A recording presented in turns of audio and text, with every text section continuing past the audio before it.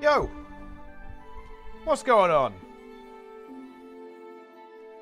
When do you use expert salvage kits for materials on Guild Wars? Win a sweet piece? Well, if you want the rare materials, you got to use the better ones, right? If you use a regular salvage kit, one, you can't get the items, but two, you also can't get the rare materials. So if you want to start picking those up, then that's when you want to start using those. Yeah, that's basically the deal. Yo, PP really happy indeed. I like that. That's a good start. It's a good emote. Oh man. Okay, we're back. We're back in Guild Wars 2, guys. Actually got to start some work on Mota pretty soon. Got to get that going, coming up at the end of the month. Actually only 21 days to go, 3 weeks to go from now.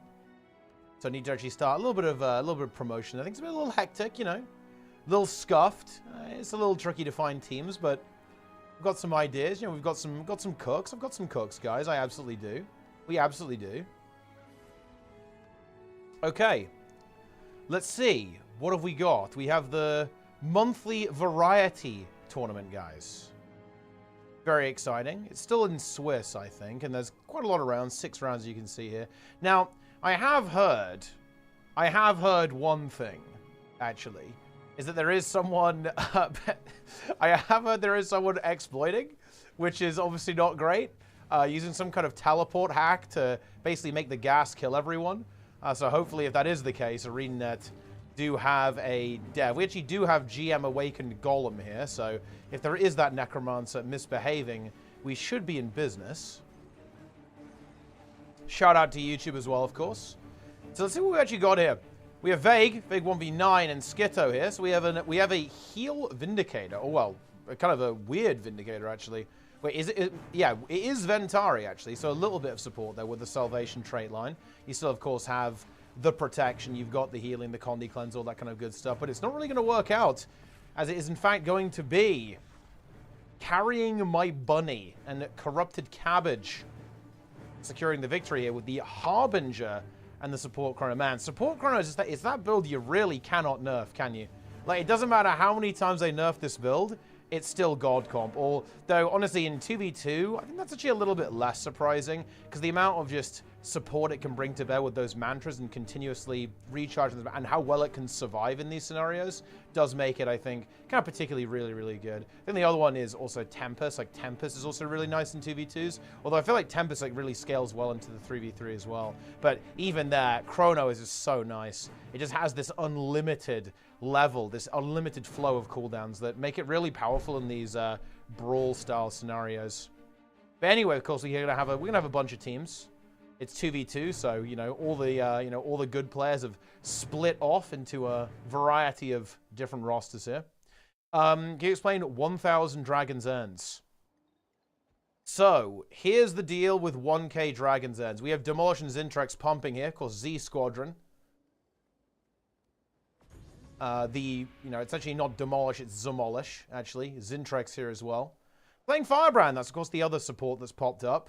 I'm going to be curious to see how this actually manages to hold up compared to, say, the Chronomancer. Because I think the thing that you might run into here is that, again, you don't really have that kind of aggressive potential that the Chrono has. Like, the Chrono is really good at setting up damage, has super speed, it has quickness uptime as well, some good CC. Oh, well, yeah, maybe a slight mismatch here. Zintrex gets the instant one-shot with the Strength Spellbreaker. A lot of damage there, of course. Demolish stacking up some might there as well at the start of that round for a bit of extra DPS. But yeah, pretty brutal one here as well. It's pretty brutal. But can I explain 1k Dragon's Ends? So, I really like Dragon's End, and seeing as it's EOD, it's the special EOD bonus week, I think the goal that I'm going to try and do is I'm going to see if we can have 1,000 people doing Dragon's End at the same time. That's it. And I will try and do it at some point. It'll be great. What, like, how hard can it be? How hard can it be, guys? What could possibly go wrong, you know? Yeah, looking like a fairly rough game here for blue. I don't think the other rounds are really going to look any different. Let's see if we have any kind of big clashes going on in this round.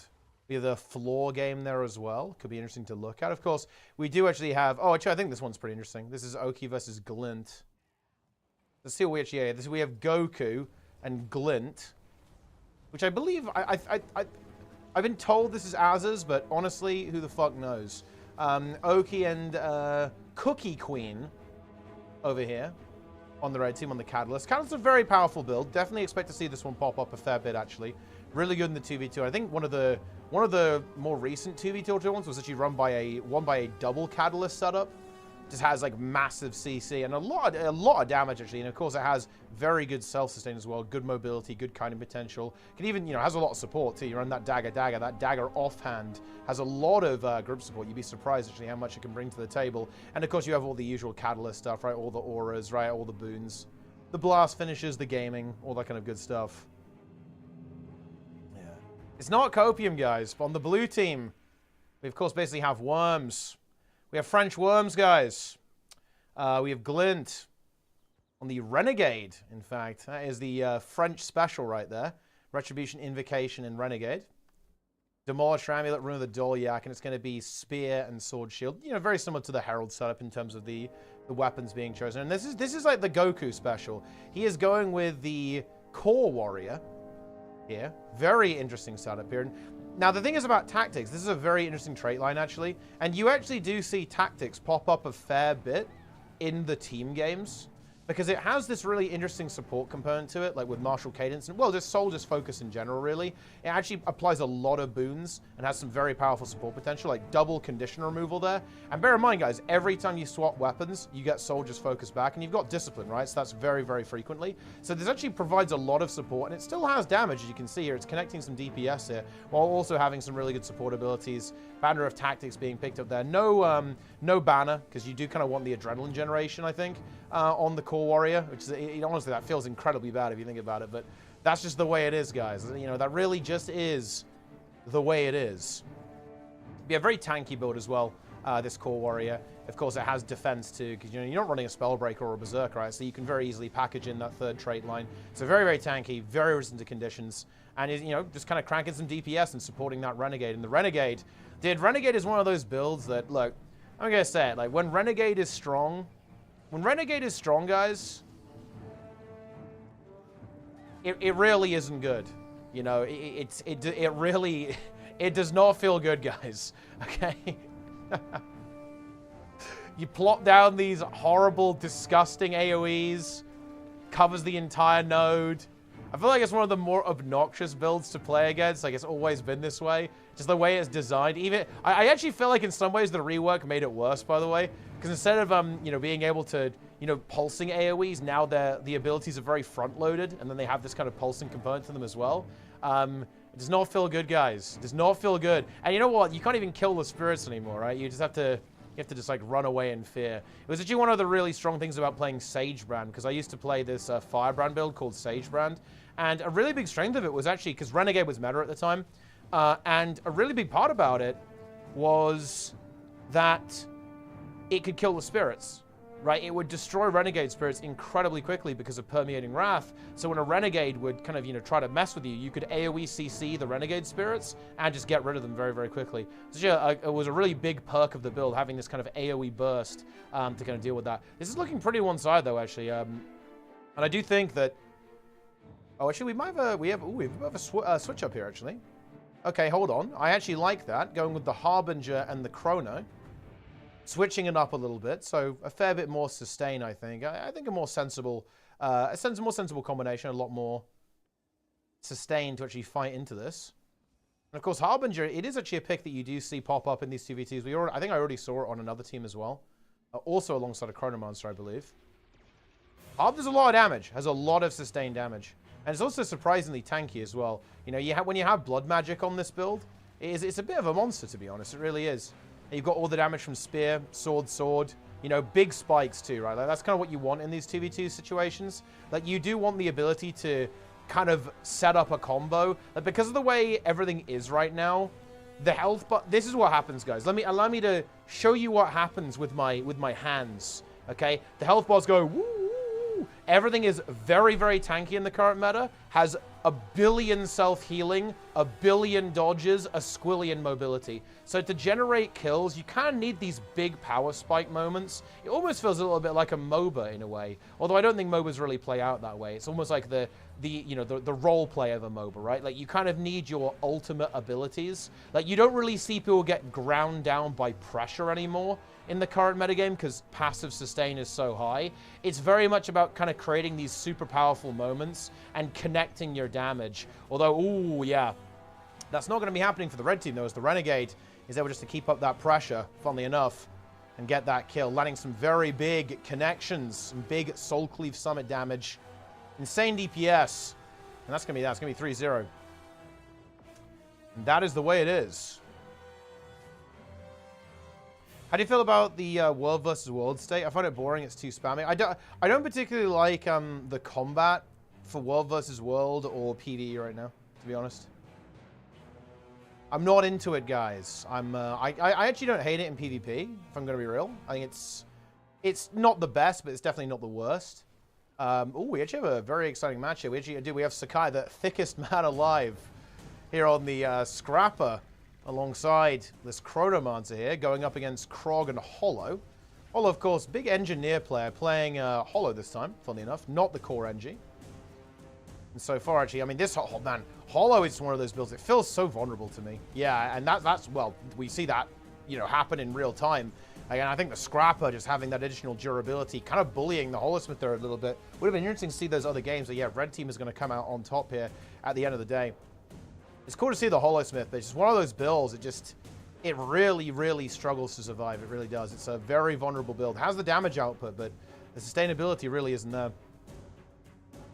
What would you suggest? Not a reason to come back.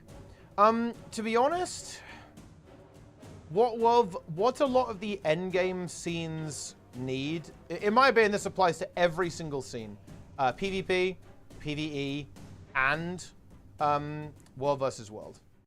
Oh, this actually turned into a close game. I thought it was going to be a stomp. Maybe there was like a connection issue or something like that.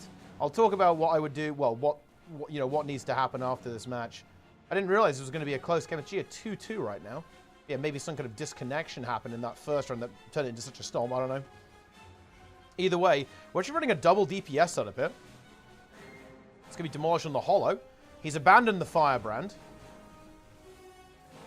But this does put him in a very precarious situation. He's going to have to play Hollow with no support, and they're playing into a support with Catalyst. That feels really scary, to be honest. Oh, however, a massive burst comes through onto the Catalyst. They get the heal. They weather the storm for now. A lot of damage. Well, there's the Rampage. This is a big Rampage.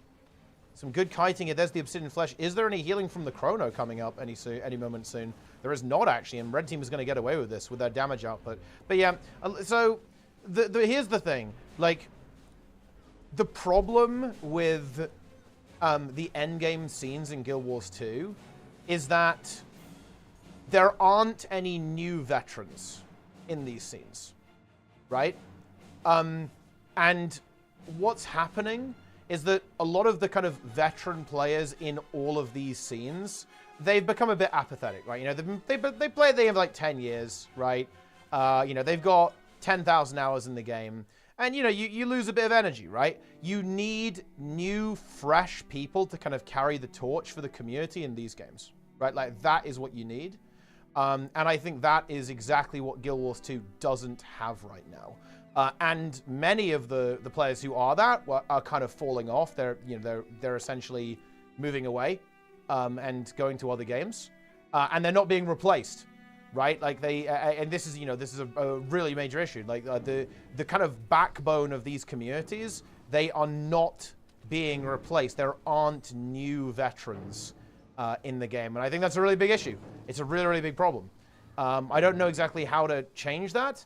I do think that the way the game is going right now, it doesn't attract that type of player. Like, Guild Wars 2, I don't think right now is really aiming to cater to highly invested endgame players, right? And as a result of that, this is a weird issue to talk about because I understand people's frustration about this, but I'm really not sure what I'm supposed to say here, right? It's like, I think this is an issue that is like a consequence of like the direction of the game, right? Yes, exclamation mark, mota indeed. Oh, I forgot to actually update the prize thing because I think people are a bit confused by this. Because of, we're doing basically a three-way split between me, charity, and the actual prize pool. I just showed how much is going to the actual, you know, the actual prize pool of the tournament here. But I think that actually confused people a little bit, so I am going to change that. That actually should show about $3,300. Okay, let's take a look. So yeah, that's kind of my take on what's going on in a lot of these scenes. And I would say that all scenes are being affected by this, for sure. Like all endgame scenes, like PvE, Wolfsword, and PvP. Okay. We have Lord Chicken. Healing this Reaper. Honestly, I love to see this. I hope the red team wins. They are playing the good class. They are playing Reaper. You love to see that. You really do. Unawareness. Perhaps aware enough to win this game. Well, they're taking a lot of damage. Shroud's not looking super hot either. I think we want to get to the high ground here on the Reaper. Yeah, Reaper's going to go for it. Should have a heal skill available. There we go. I like the Well of Darkness is big here. We're going to drop it. We've got to get some counter pressure here. I'm going to get a fat corrupt there. I think it missed, though. Yeah, this is not looking good. A little bit of Shroud left over, but yeah, that's that. We're going to... Oh, actually, maybe some res potential here. No, that Stomp should land too as well. There's a nice CC there on the downstate and the Reviver. So we're going to go to a 2-2. 2-2 situation. It's factions time, log in. Look, you guys you guys need to boost Planix. That is your only purpose. Your only purpose right now is to log on and get Planix through the campaign without dying. Boost him hard. It needs to be done.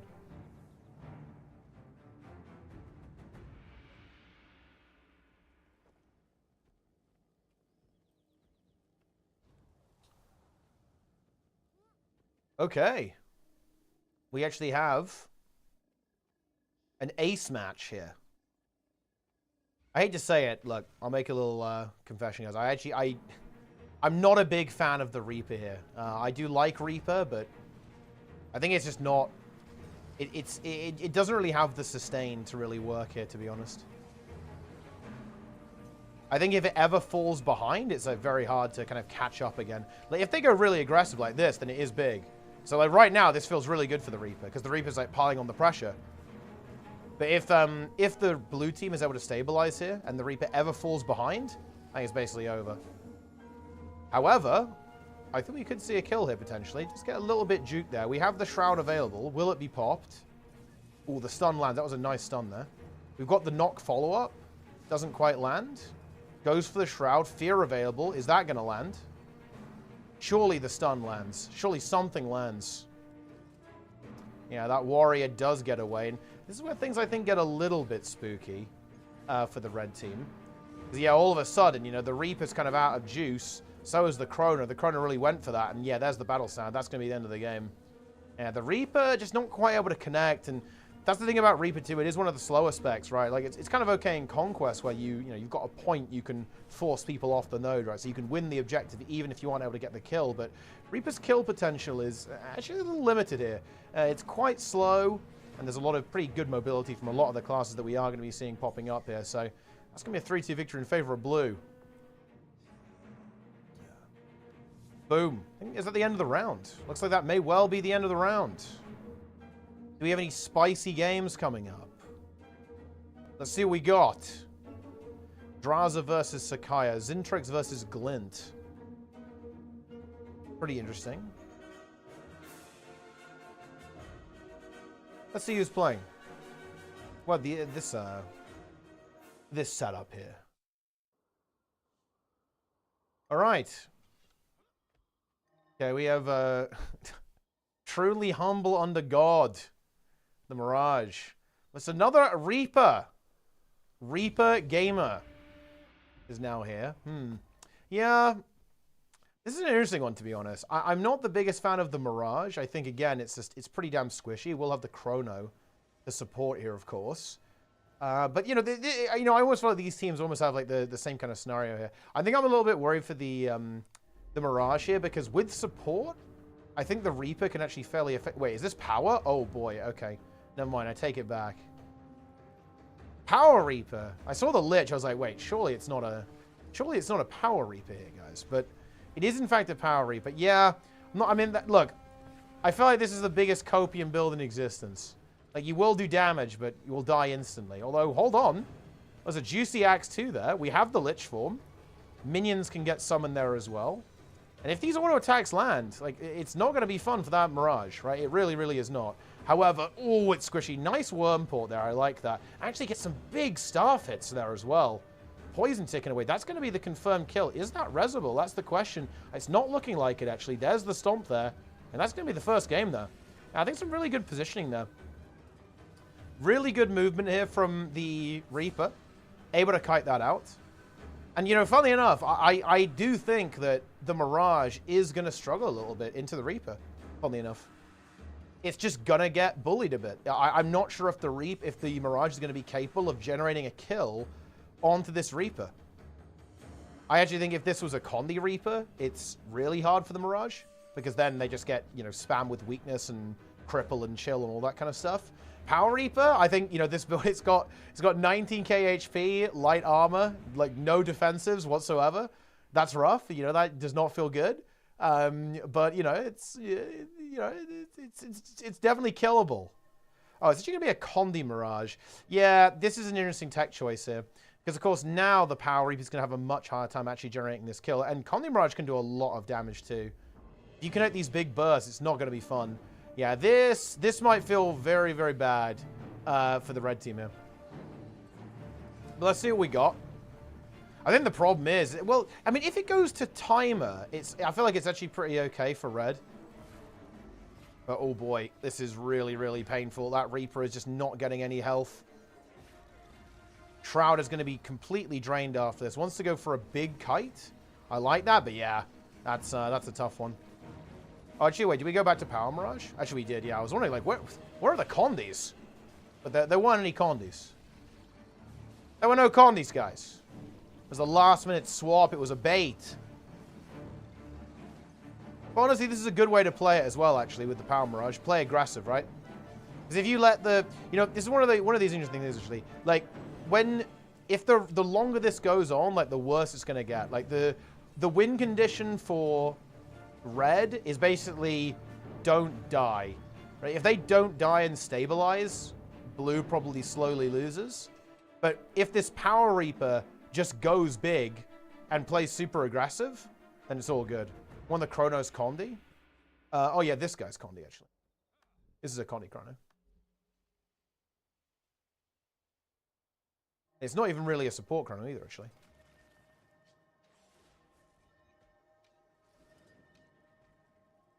It is, in fact, the Condi Lord. We have a double DPS situation here. Now, let's see how this is going to go. Again, the Reaper just needs to not die here. However, that's easier said than done. Goes for the shout here. Oh, boy. Yeah, I'm not going to lie, guys. Okay, the Power Reaper cope is over, boys. Man, Power Reaper is it's bad. Oof. It's brutal stuff. You honestly hate to see that. That's that was like a 10-second round. Okay. Harbinger, okay. I do like that a fair bit better, actually.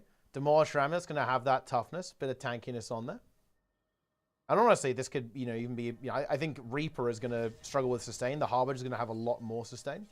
I mean, Virtuoso is going to be the swap here as well from the red team. Still going to be Condi as well. I think Necro is still going to be the focus here. I think, honestly, just have to pop the Elite Elixir pretty early here. Just to kind of take the heat off. Tries to kite out. Yeah, pops the Elixir. I like that. And now, can this Necro actually start to return fire? It's not going to be easy, though. The damage output is absolutely crazy. And Necro just, like, really struggling just to survive all of the CCs. Trying to get away. Yeah, no support comp is rough as well. Oh, can he get the heal? Does get the heal off there.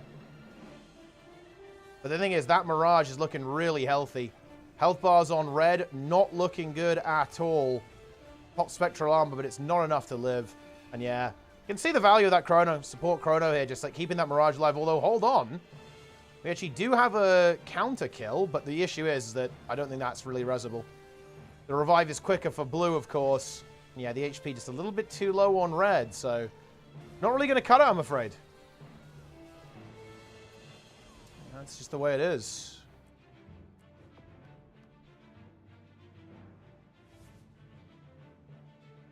Incredible. Sakai versus Draza. Let's see what's going on over there.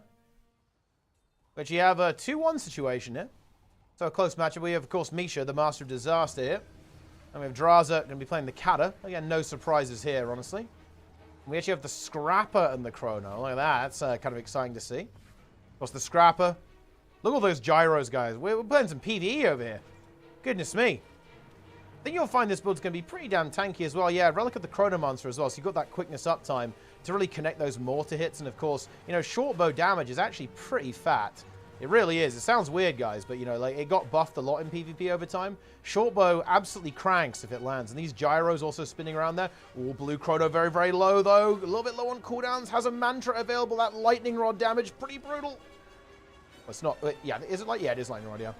Saw the focus. I was like, yeah, this is a lightning rod situation. Pretty brutal, but the Chrono lives. Has some barrier available once they get that stability. Of course, stability can be really good at kind of denying the value of that catalyst here. 1 minute 39 on timer. So it's kind of worth thinking about there as well. Draza getting very, very low here. And actually is going to go downside. That's going to be a win here for blue team. And that Scrapper kind of surviving there and just bringing some serious DPS. Misha knows it's over, has to concede, and that's going to be a kill there. Dude, look at the damage of this Scrapper, man. And it has a lot. It does generate a good chunk of barrier too, because in PvP, impact zone is 10%.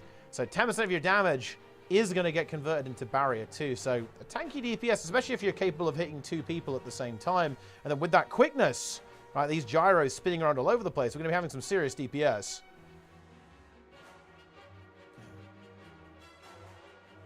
Spin in the chat. Of course, PvP main.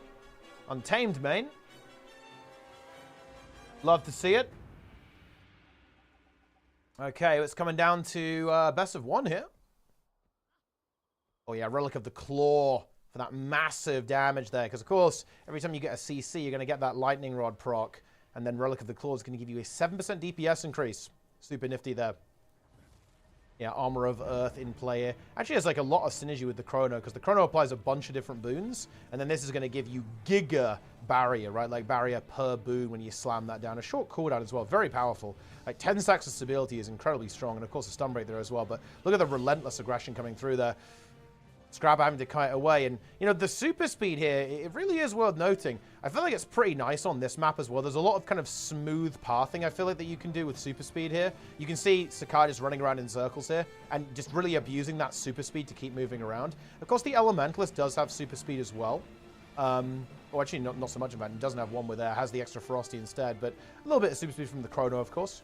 Have the feedback, that Glamour trait, plopping that down. But yeah, the good cut ability here from this... from the Scrapper.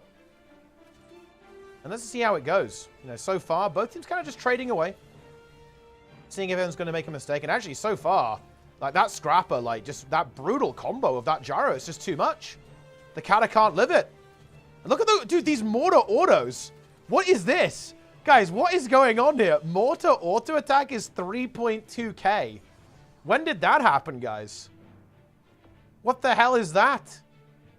Sit Draza from... I don't know. Dude, I don't even know who this fucking player is, dude. Like, this is what I'm talking about, bro. Do you know why we need new players in PvP? So they don't stop making like 17 ults. No idea who that player is. Wins the 2v2. We move on. Zindrix versus Glint. Let's go ahead and get in there. Oh, dude, the Firebrand. Dude, the Firebrand actually pulling ahead here against the Renegade. Well, that Firebrand getting very, very low. Big self-heal comes through from the Merciful Intervention, though. But these Firebrand cooldowns starting to get a little bit low. 2 pages left. Isn't a good spot, though. We'll be able to recuperate and still provide some support to Zintrex. 1 minute on the timer here. How does this go on timer? I mean, I think it should be favorable towards blue. Because in general, you know, when you're past the timer, right, like having a healer doesn't really do anything. So having, you know, an extra DPS is usually the way to go. Zintrex gets his heal off there. Demolish going to go in for the heal. Gets the Aegis back. Big protection is now available. 38 seconds on the timer. So I think red team have got to make something happen quickly. Oh, but that immobilize, man, yeah. That immobilize on the Renegade, absolutely brutal there. Comboed that with the spear attacks. And of course, I imagine more CC. From the warrior. A miraculous revive comes through, but yeah, at a terrible cost. Cooldowns and health being expended for that. It's not going to cut it. Zintrex Rampage is going to have to go for some kind of pretty wacky miracle to make this work. Don't think it's going to happen, though. 4 seconds on timer. He doesn't have the ability to get his heal back. I mean, yeah, he's... Honestly, it's a valiant effort, but it's not quite going to be good enough. Not quite good enough. And again, we're going to another ace match. We're going to a 2-2 here. Can Demolish pull it out? Of course, Demolish on a variety of teams. Also on Feedmen, on Z Squadron, and Barcode. And previously, Quaggan's on duty. Old school gamer. Incredible. Glorp.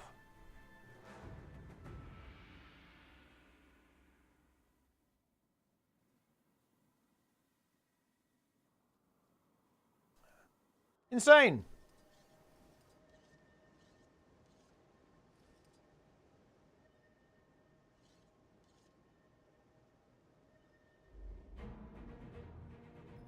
All right, here we go.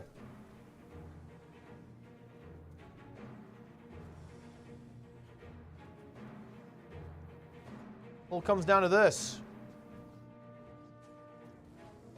I think red team do want to be the aggressor here. But I think it's very easy to get caught. Like, this comp is a little bit spooky, actually. It just has this ability to catch you. Right, that Ice Razor's Ire, the AoE Immobilize. And then, of course, you can have the follow-up there with the Flurry. Or, of course, the Pin Down from the Warrior. It's a very tricky comp. I think it can be very punishing. Like, if you get hit by this Pin Down, it's not going to be good for you. And, yeah, we have that Flurry as well. The Immobilize, too. But red team... They've got to find somewhere to be aggressive here. They need to get damage done. Because, again, timer, it simply does not end well for them, I think. Of course, this is a strength spell breaker, so it does do kind of a crazy amount of DPS. Almost like the world versus world build. Bull's Charge doesn't land, unfortunately, here for red. Rampage available, so that's where a lot of that DPS can kind of materialize out of nowhere from. And blue team are going to have to be mindful of that. Yeah, blue team starting to pump. This could sustain as well. Like, you know, blue team are tanky again. This warrior, a little bit of a hybrid almost, right? Has some support components to it. Blue team kiting away. And there's the Rampage now popped by Zintrex. Who is Glint? To be honest, I'm not entirely sure. Some people have told me it's Azaz. Would make sense seeing as we are seeing Goku here. But I'm going to be real, guys. I don't know. I don't know who it is. Could be anyone. Oh, that is a massive spike. Very nice Firebrand pull there from Demolish. But wriggles away from it. And I think we just got to go. Like, if we're red right now, we just got to go. He's got to go for it. Tries to connect to line. That might be a bit of a bonk. Gets the CC. Zintrex looking to bring the pain. Rampage up in 45. Ooh, he takes a massive blow, though. Swaps onto the staff. Gets re-healed. Still has the block available if he needs to. Is going to go for it. There we go. Connects that heal. Wants to get some DPS. I think they're going to need Rampage to get a kill here, I think. And it's probably going to go to timer. And that really does put a short fuse on this game. Because what red team need to do, they need to pile on some serious heat, be on full HP, and then immediately slap blue here. I'm not sure I like red's position here whatsoever. Especially seeing as Zintrex is not looking particularly healthy. He doesn't get his heal off it either, by the way. He doesn't have enough time. So it's all on Demolish to actually give him some health. He does have a lot of healing available. Zintrex trying to get back to full health. They do a decent job of it. Mantra now available. And we do have Rampage. So that's going to be a lot of... Oh, no, wait. Oh, my God. Dude, Zintrex touched the gas, but he didn't see that the gas spawn's there. Well, I mean, I'm not going to lie, guys. This was winnable, but, I mean, maybe it's still winnable? Dude, you actually have the Renegade very, very low. Rampage is up. They've got to go for it now, though. Oh, he has 2 HP. Oh, if he goes downstate... Oh my God, that was a sick play by Zintrex. He actually got the CC. I almost feel like he wants to go downstate, no? Yeah, I feel like he should have gone down there to heal himself almost, to get the rally from the Renegade, but of course very difficult to make that call in the moment. However, the Firebrand is tickling away. We have Vengeance. Here's the Vengeance into the Rampage. I think we are going to see a Vengeance victory here from the red team. There's the kill. Stability Stomp is going to come through. Wow. Yeah, that was very, very clean there. Like I felt like blue almost played a little bit too passively there. They were worried, and they allowed the spear to chip away at them. And even though Zintrex took 2 ticks of damage from the gas, the red team pulled off anyway. Epic win. Go with Floor versus Draza. Dude, Zintrex versus Akaya. That's this scrapper build. That's content, guys. That is actually going to be content.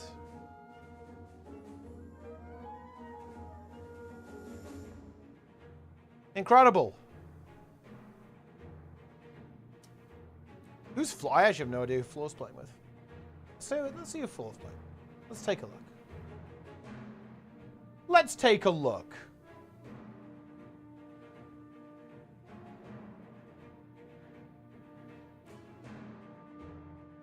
All of the Mist, next map.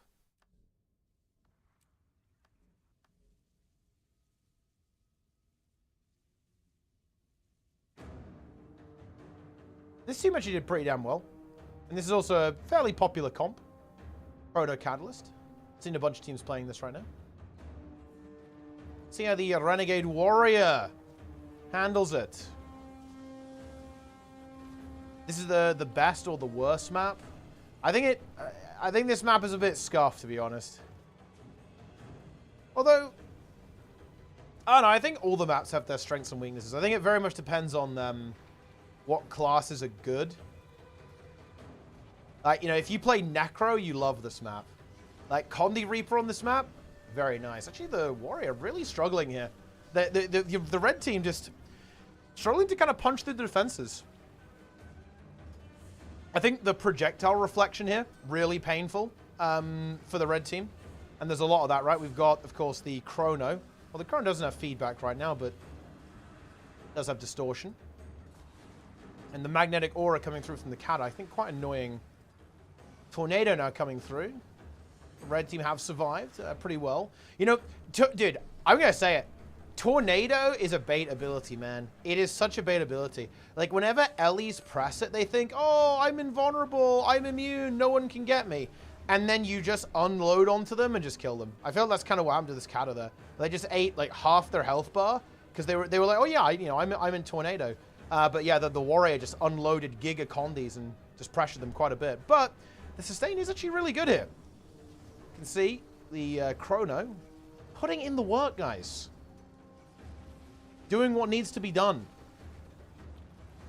Catalyst cranking away, though.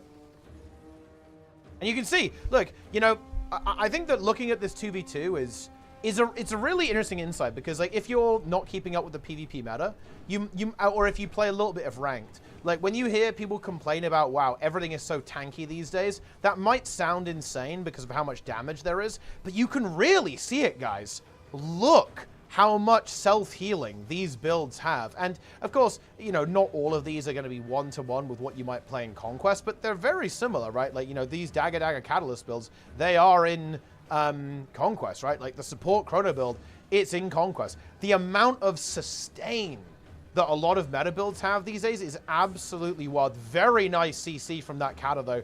Lands a brutal knockdown into that kill. And that's going to be a victory for blue team here. And kind of French worms, or Goku worms, Glint worms, actually having a bit of difficulty. Kind of want to see who's Floor playing with. Let's see what we got here. Dude, the game doesn't even exist. We'll never know. We're literally never gonna know. Man, I really want to see this Scrapper batch though. Dude, look, Scrapper's OP. Blobs there with a tier 1 floating. Excellent choice. Dude, Scrapper is just farming. It's absolutely farming right now. Look at this. They have no defense against it. Thickest man alive. Pumping.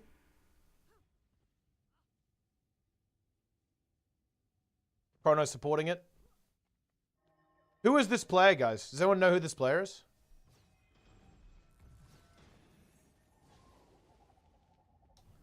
Is it going to be a 3-0? Oh, apparently there was a DC. Demolish saying he DC'd. Let's see if there's going to be some potential in this game. Big knock. Man, I think this is going to be really annoying. Like, I think this map feels really annoying for red team to play on. Loads of line of sight. Super speed kiting on the Scrapper is going to be really annoying. The Scrapper can just like run around in circles. Kite for all eternity. And also just this sustain. It's too much. And I feel like the Firebrand is going to run out of juice way before the Chrono does. Like, Guardian is this spec that it has massive power spikes. And like a fully juiced up Firebrand is going to bring some pretty crazy output to the table. But when it's gone, right? It will take some time to come back. And that's kind of what we see here. And yeah, like, Demolish just can't live. He's just not able to live. We do see some kind of connections coming through onto the Scrapper. But the reheal is big.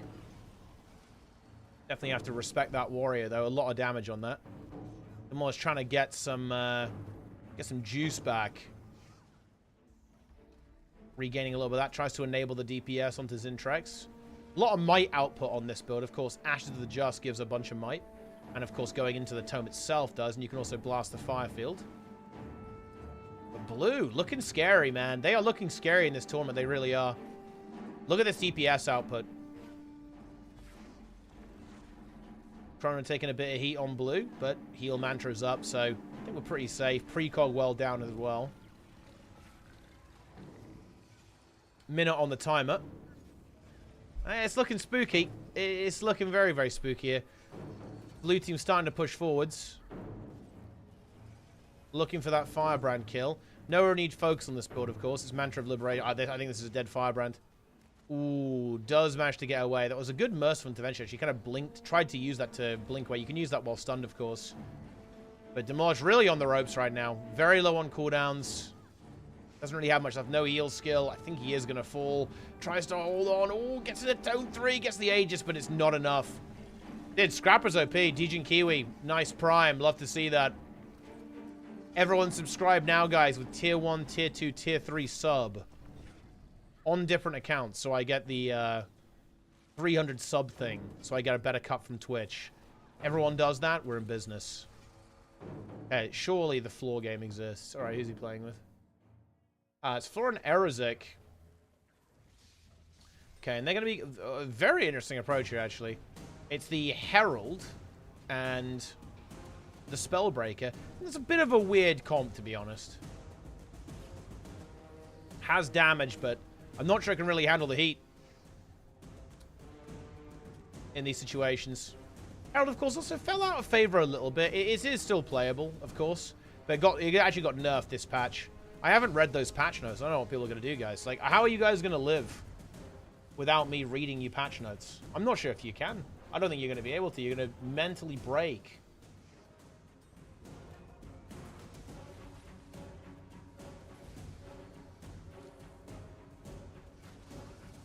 Anyway, this game is continuing.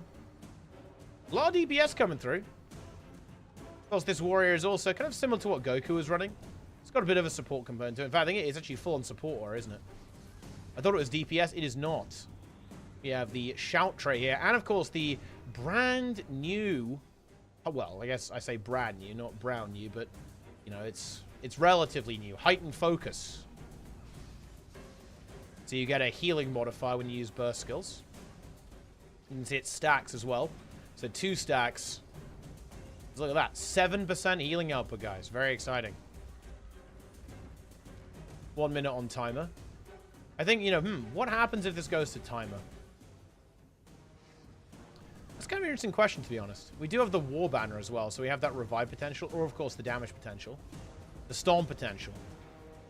I think Herald's pretty good on timer, because you do have the, you know, the facet of light. The ability to heal yourself, or rather, take no damage is pretty damn big.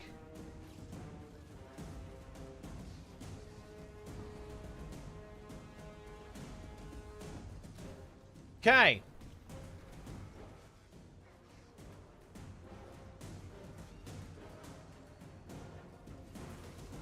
Floor's dead. It's over. GG. Floor's been eliminated.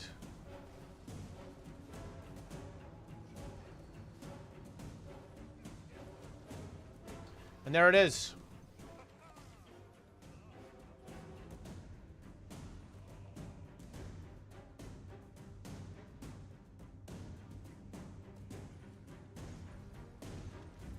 When you cast Guild Wars 1 GVGs, I do want to do something actually for Guild Wars 1, but I need to actually need to cook a little bit, guys. Need to cook. Let's see how this one going. Oh, we actually do have a bit of a recovery here from the Worms, and they're in fact going to actually close this one out 3-1 after a rough first game, able to get that done. A 3-1 victory. Worm party. Let's see. Do we have any other? I think most of the other teams have kind of gone through.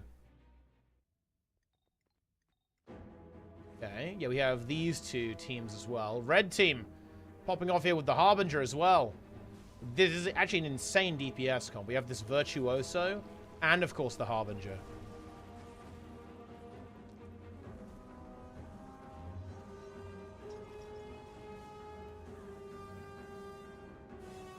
Okay.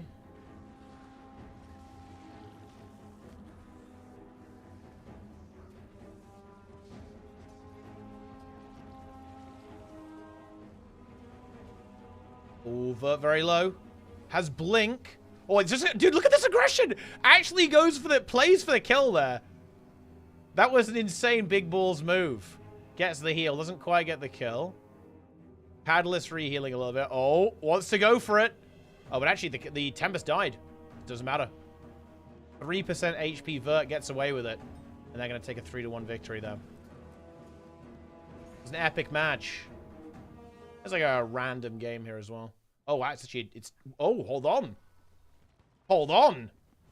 The Willbender gets a counter kill. The Ranger is self-rezzing. They need to go for this kill. Wait, is this a vengeance scenario, by the way? It is a vengeance scenario. We're now in a 1v1. They trade kill for kill, but it's Willbender versus... Oh, no, is that Condi Solvis? Oh, you hate to see that, guys. You absolutely hate to see that. Cooldowns are not looking great for the Willbender. Oh, look at that kite! That's actually an... Wait, he kept running. He didn't know where he went. Holy shit. Dude, this Willbender. Insane gameplay with the double lightsaber. Okay. I actually really like what the Willbender is doing here. Just getting full reset, trying to get the... Kind of wants to have the renewed focus back, right? So you can have that kind of protracted cooldown reset. Ooh, that's a lot of poison coming through, though. Needs to get the cleanse. Gets the cleanse. Oh, it's hard to... It's so hard to connect the damage onto this, this Ranger. Gets the heal. Willbender's got nothing. Really needs to run away now. Ooh, projectile block's nice. But yeah, this is a tanky build. It's hard for the Willbender to connect here. Does have the F2. Heal skill coming up in a couple of seconds, actually. But is that going to be enough? I'm not sure if it is. Oh, goes for it, gets it. No renewed focus yet, though. Heal F2 in a couple of seconds. I don't think it's enough, though. Oh, but the Wilburn burst. Big burst. Has to run. Has to run. Needs to go. He's going to commit to the kill. Actual psychotic gameplay from the Willbender. Oh, no, the Immob. It's over. Wait, is it over? It's over. The Soul Beast. Pretty putrid build, to be honest, guys. Like, very disgusting build. But gets the job done. Wins it for the red team. I actually think the Willburner could have won there. They should have gone in and got the counter cleave. They let the warrior get the res alongside the pet res. I'm pretty sure they could have denied that. They weren't feeling confident, but I think it was doable, to be honest. It was doable, guys. It really was. But you know what? That is just the way it goes.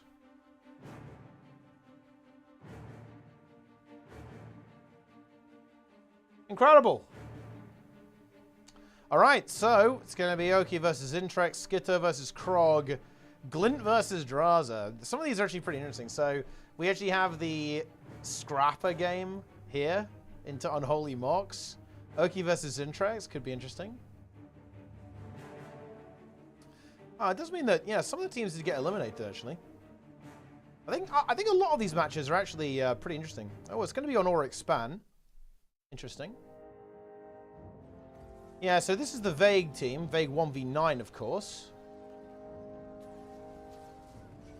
Here on the kind of weird Vindicator support thing is Sage Amulet. This has a bit of DPS. Going up against the Hollow-Smith and the Chrono. Was Hollow very, very squishy, I think. Does have DPS, though. Also fun to play, so there is that, you know. It's you do love to see that. And in fact, so far it connects. Vague gets immobilized. The supply crate was actually incredibly brutal. The CC into the Immoba is really disgusting, and that's going to pick up a quick little victory here for the blue team. There was no escape from that. And that's definitely a vulnerability of, you know, Ventari's weird for this, right? Ventari doesn't have a stun break. And that can be disastrous sometimes. It's one of the really major weaknesses, I think, of a lot of kind of support-oriented Revenant builds is that they can be focused down and just shut down perhaps a little bit more effectively than some of the other ones. There is that. Oh yeah, this is a very interesting approach here. We actually have the Tyrant Amulet here as well. Relic of Akeem, Rune of the Mirage. I have a DPS build here, DPS Chrono, but it's not going to be enough.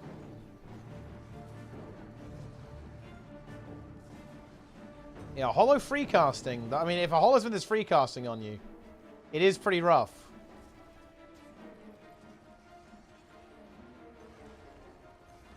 Certainly difficult for the red team to connect their damage here. Chrono doing a good job of shutting it down. And Hollow, yeah, as Grim is saying here in the chat, does cleanse itself a lot, right? Because we have the tools trait line here. So every tool belt skill is just one Condi removed. And also, of course, a bunch of Condi removal here with the Cauterize that comes from the Coolant Blast as well. And even a little bit packaging on the short bow just for free. Love to see it, do you not?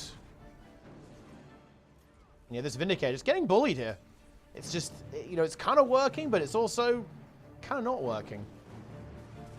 I don't feel good about it on timer either for red team, to be honest. Although, ooh, the Condis are starting to tick now, guys. Tick, tick, tick. However, blue resustaining pretty well. Hollow on full HP, Chrono not so much, but it's the Chrono from red team that's very, very low right now. Getting away, 11k health. Gets healed up, but the pressure is on. The heat is on right now. I think blue team looking to capitalize on that as well. They want to push it a bit further. There's the magnet. The magnet does not land, though. Yeah, and that Vindicator, once again, going to be the target. Takes a massive photon blitz. Very low. Are they going to be able to get away with this? Time warp is down. Yeah, backed into a corner. That feels scary to me. Yep. Lands a massive nuke from the short bow with a CC. Yeah, it's a tough match. We'll see if they're able to come back. Let's take a look at some of these other games, though. How's Glint versus Draza going? Oh, it's actually just begun, in fact. Yeah, we've seen the comp here. It's the Catalyst with the Chrono there from 55. And Worms with the Core Warrior and the Renegade. Actually, I want to hop into the other ones. We got to keep track of all of these guys. We need to see the Sakaya game. Smirk Cat Emoji. Up one game, but I think about to be even against Demosh and Zintrax. That's the end of that. What is going on in this Sakai game? Is the Scrapper owning? Oh, dude, the Scrapper is down, guys. The Scrapper is down. Lenny and Unholy Mox have done the impossible. They have eliminated the blue team here. Let's see what the score is.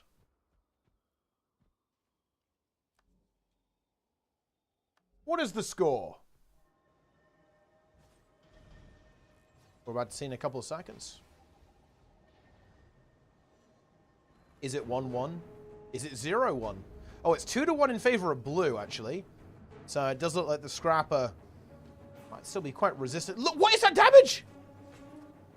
Do you guys see that? What the hell was that? This is broken. Just completely obliterates the red team. The gyros are up. The barrier's up. And a Moon Girl struggling here. Has to pop the Signet. No heal mantra. However, there's a lot of counter pressure coming through there onto the Scrapper, but I feel like blue team is going to smell blood now and just go for that Chrono. The Mortar Kit auto attacks. Yeah, another one connects. Every single order that connects is massive. Oh no! A beautiful Gravity Well there as well from the blue team, and that's going to clean up this game. Yeah, that was a big bait there, actually. The Cat just got baited directly into the Gravity Well, separated off from the support. And then, of course, there was no mercy from Sakaya. One of those powerful players in the game, of course. Getting the kill. Well, how about that? How is this game going? Oh, yeah, this one fairly straightforward, actually, by the looks of it. We see a Herald swap coming through here. From Vague. Vague 1v9, of course. Although Vague is only 1v3 in this game. Of course, it cannot be 1v9 as there are, you know, there's only 4 players. However, the Herald swap is maybe paying off. They basically have a lot more damage now, right? That's what the Herald does here. A lot more DPS. Oh, and the Chrono is actually going for a support build. Kind of. We have Heretic with Guardian and Flock. So this is the support build, but basically just with a bit more damage, a little bit less tankiness, no vitality, and some ferocity. With Rune the Guardian to kind of make up for that tankiness. And then Avatar, or the Heretic Amulet rather, kind of providing some DPS. So the spear can actually connect and get something done. That's how that one's going. Yeah, we already have, I believe, yeah, we have Unholy Mox eliminated there, of course, by Sakaya. Zintrax game persisting here. Is this a 2-2? It might be a 2-2. Oh, no, it's a 2-1 in favor of blue. So blue team feeling good in that situation. And let's have a look at Glint versus Draza. Oh! Oh no! Guys, 55's done! 55 is over, man. We actually have Misha, the Master of Disaster, not able to res Draza, and Goku and Glint. They secure this kill. Misha's down. It's 2-1 in favor of Goku Worms.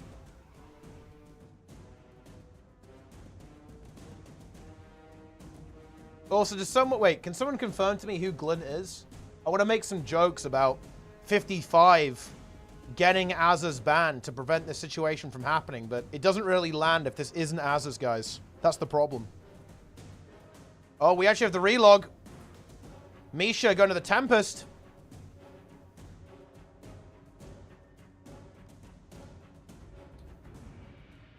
Final game. And yeah, it is going to be the Tempest here. Projectile block's going to be nice. A lot of magnetic aura coming through. And that's, of course, going to synergize with the Catalyst as well. But they've now got to really nail this. They cannot drop a match, guys. They absolutely cannot drop a match. Well, they are out of the tournament. 55 could go out in quarters. That would be kind of insane. The Tempest, of course, is here. Definitely the kind of the other support that you see pop up a fair bit alongside the Chrono. has that massive healing output. And, of course, the aura utility, right? You know, the Chrono kind of has the resistance, the super speed, right? Like the massive boon output and a little bit of damage in CC. Tempest, I think a little bit more defensive, right? Like has a lot of healing. Can, do a bit of supplemental damage, of course, here and there. Has some good CC. Does a bit of super speed there with Windborne speed. But at the end of the day, a little bit of a different support. That's for sure. Incredible. And here we go. gw2. In trouble here. Imagine if it was as well. I don't know who it is. So I can't imagine it. I guess I could imagine it, but I don't know. Anyway, a massive spike comes through. Dude, this immobilize. That was a big lockdown there onto Draza. Draza now starting to turn it around, though. Wants to connect. Does connect. Renegade goes low. Renegade goes down.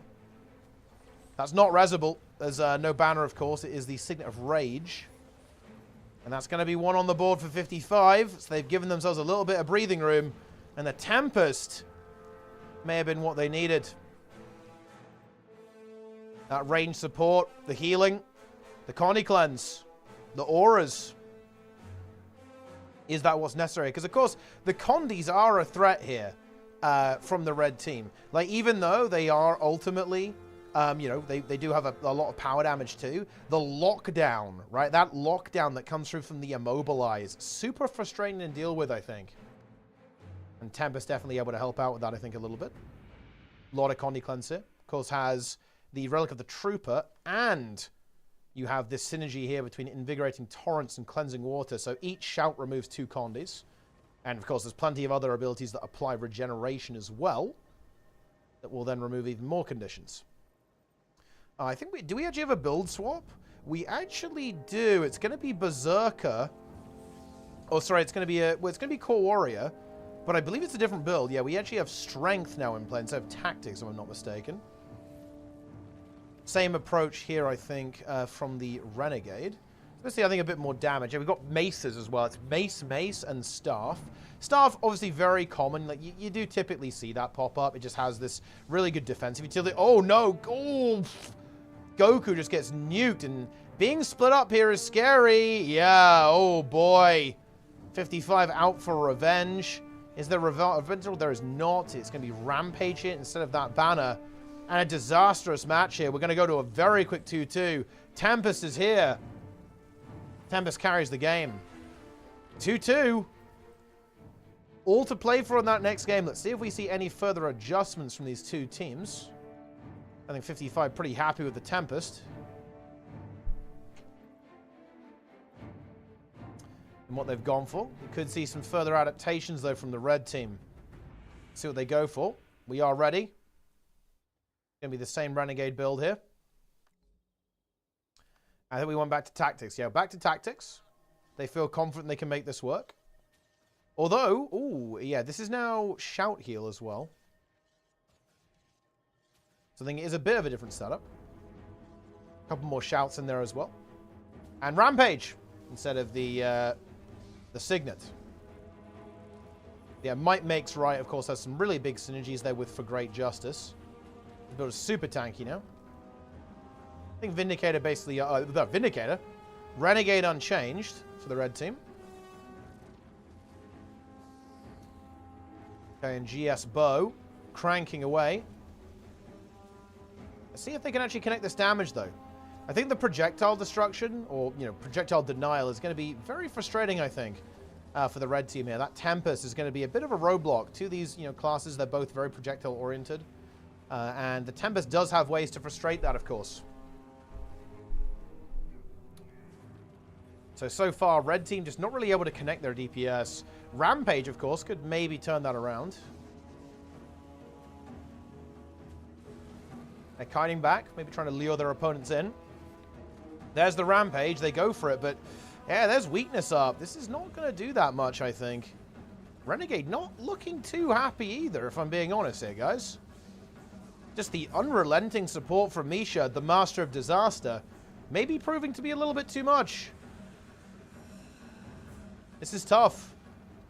Very, very tough indeed. Red is just not getting any damage off. They are not getting the DPS. Now they can turn it around, though. Yeah, Draza pushes in. Oh, Draza about to go down. Draza is down. Is there a res available?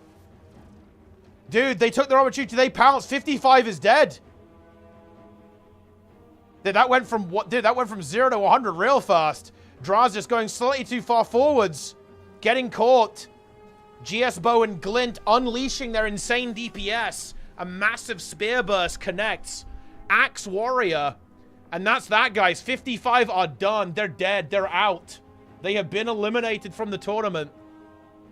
Scuffed Worms advance onwards to the semi-finals. Scuffed Worms. Maybe Deep Worms, actually. Deep Worms. Incredible. And that's the situation, guys.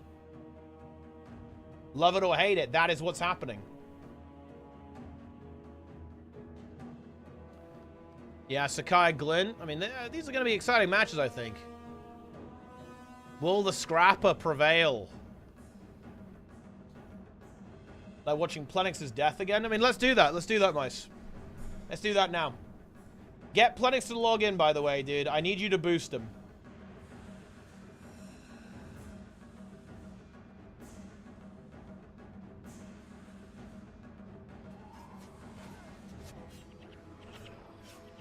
HC. Fighter is dead.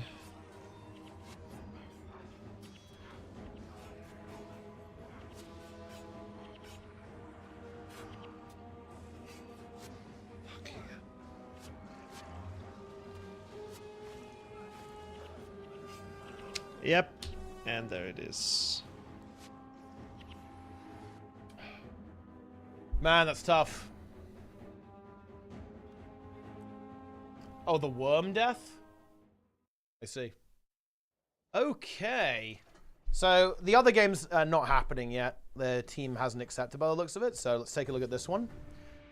We have Skiddo versus Vague. Vague 1v9. They're going with the Herald setup here. It's going to be into the Firebrand. I mean, Demolish is making the Firebrand work, man. He's making it work. Spellbreaker. Pumping.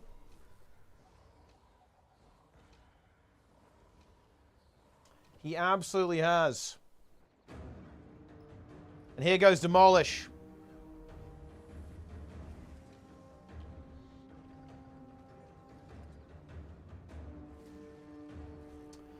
So, let's see how this one goes. It is actually a support here as well. So it's kind of similar approaches, different classes, but ultimately they're kind of doing the same thing. Great sword on the Herald as well. A lot of damage coming out from that. Draza with the raid as well. You can see the end of the tournament. Pretty intense match there. 55 versus French. But anyway, here we are in this game. Firebrand popping off. Guys, if Firebrand is back, that's a sign that nature is healing. Although, you got to be careful. You don't want to summon Scourge and, well, summon Scourge and old Mirage back. That's not really something you'd want to see. You know, you wouldn't want to see that. Health bar's really getting a little bit low on both sides here. Red kind of sustaining a little bit better, but the Rampage from Zintrex is very spooky. If that rock lands, oh, some very good kiting here from Red. Denying a lot of damage from that Rampage. Big Spear F1 is going to connect. Demolish getting very, very low, though. He also kites very well there. He's up top. Gets some good healing. Heal skill now available again. Oh, dodges the Glint Elite. He's 4K health. Can he get his heal mantra back? Yes, he can. That's pretty big, actually. Gets done. Dude, I feel like the terrain is trolling both teams here. Skiddo gets stuck on a tree branch and dies. And blue team is actually going to make it happen here. Vague now is literally 1v2.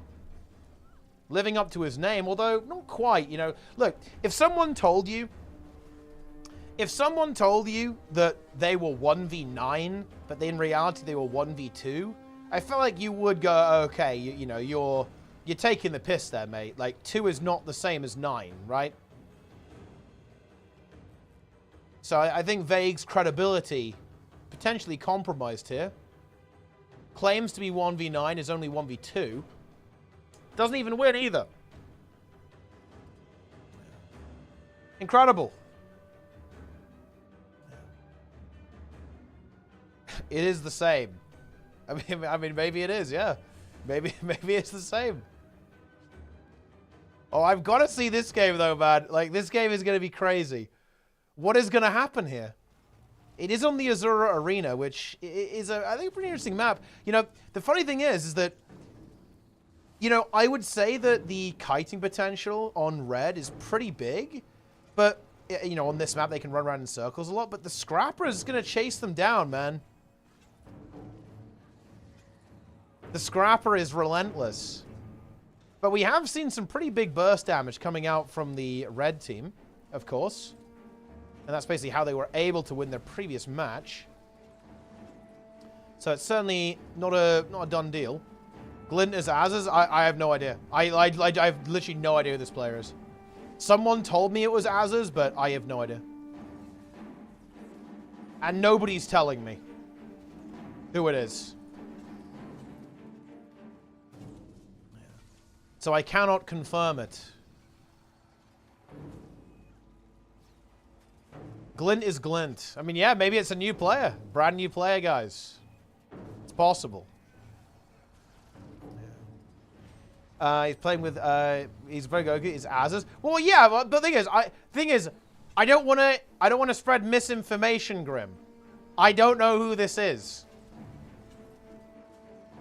Some people are telling me it's Az's. Some people are telling me it's not Az's. I don't know who this player is. Yeah.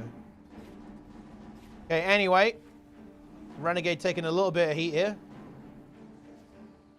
Scrapper, though, continuing to connect. Slow game, though. We might end up seeing this go to time. Ooh, big spike coming out of that Immobilize. You can see what they're doing there. That Immobilize is very, very spicy. Timer is starting to loom, though. How does this look after the timer? That's the question. Now, I would say, again, I would tend to say that timer looks a little bit better for the comp that isn't running a support, because of course the support gets heavily nullified, but Chrono can still bring value. You know, you've got the boons, you've got the stability, you've got gravity well, feedback, of course, also very nifty in the stability to kind of connect that damage. If you do have that confrontation, then those boons can be powerful. No gravity well just yet, but health bar's looking a little bit better for red here. And again, I think this is, you know, the strength of that double DPS comp is that when you're on the timer, this is what happens, right? Like, you know, the enemy team simply just does not have the pressure to actually face you.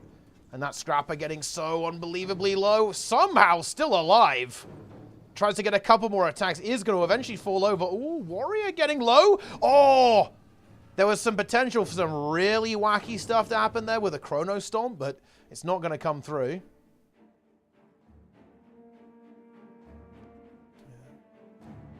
Okay.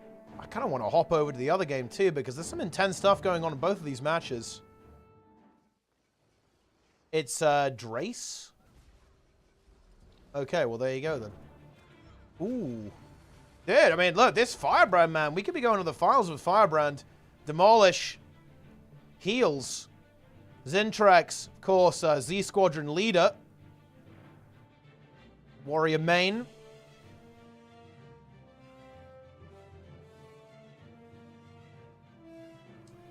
Okay.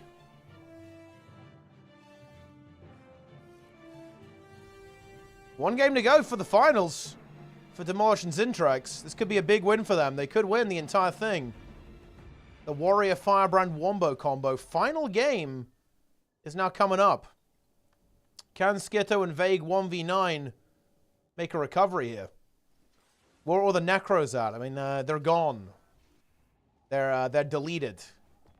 They re-rolled. Or lost. Alright, here we go. All comes down to this. I don't think we've seen any changes here from the red team. It's going to do the same thing. They feel confident they can maybe make it work. Although they've got to make it work now. Otherwise, they will not be in the finals. That is the reality of the situation, guys. This is over? You think it's already over? I mean, maybe it is. I do kind of want to check out the other game. Look, if Demolish loses, though, it's not looking good. Ooh, Sakaya in trouble here. Wants to connect. Let's see what's going down. Big mortar kit auto attacks. That's what's going down. They're not 3k this time, though. Oh, big gravity. Well, ooh, but the Renegade Spirit's almost like counter it in a sense. Denying that DPS. No gravity well for another 50 seconds now. The quickness uptime from spamming those gyros is extremely funny to me. It's just endless. It's completely endless. Meanwhile, red team losing a bit of HP. It's a little bit. Ooh, massive burst onto the Chrono. Cooldowns aren't looking amazing either. Can charge a Mantrap. Does have distortion. Scrapper a little bit exposed while that Chrono Monster was resetting a little bit. Here comes the Continuum Shift. Doesn't really get much out of that. I think mostly just to kind of get some boons going. Barrier available. Gravel up in a couple of seconds. Won't be a Continuum Shift for it. Bear that in mind. Could be used just to get the heat off here a little bit. There's a lot of heat coming through. Yeah, that's just for that. Gets the CC connecting. But blue team looking very, very low here. 30 seconds on the timer. And again, like they're the ones that want to put the heat on here. Like they don't really want this to go to time. Or if they do, they want to have their opponents in a really drained situation when we get there. Bulwark gyro available. Timer coming up in 10 seconds. And I think red team's going to be happy about that.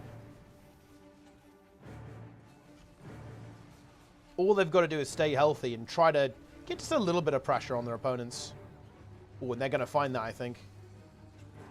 Full health for both teams, though. Gravel up in a couple of seconds. Chrono trying to play safe, and yeah, it's very difficult, I think, now for the blue team. Yeah, that Scrapper just cannot live long enough. Maybe some kind of weird miracle here. A lot of damage now coming through. Maybe some very wacky downstate stuff, but no. That's not going to be the case. And we're going to a 2-0 for Scuffed Worms. Scuffed Worms, 2-0. How's this other game going? Oh, it has... Oh, hold on. Guys, it is going to a 2-2. We have to keep track of both of these games. Look, see, look. Alex6325 was incorrect. It wasn't over. Vague 1v9. Rank 1 legend in PvP, of course. Secures this victory. Wait, dude. Demolish actually busting out the holo. Is this copium? I mean, to be fair, he's playing Firebrand, which is already copium. He's ramping up the cope.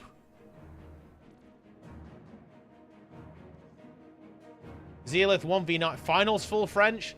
Listen, I need you to help me make Mota full French as well, Zealith, okay? Need to recruit every French player. Just tell them to all make teams. How many French teams have we got? And we need to free Esprit and Azaz. It's the only way.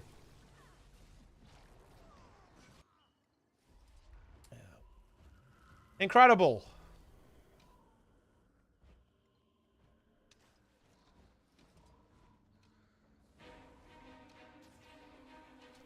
Epic.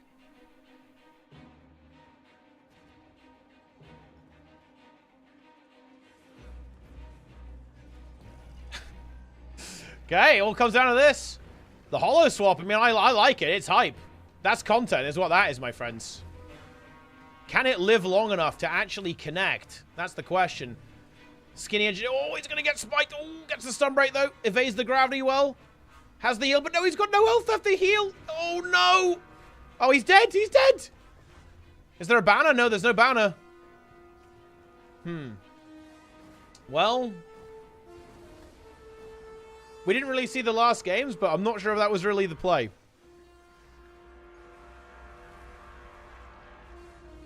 Holo got destroyed. And that means, sadly... oh, Zintrek. Zintrek's 1v9? Zintrek's 1v9.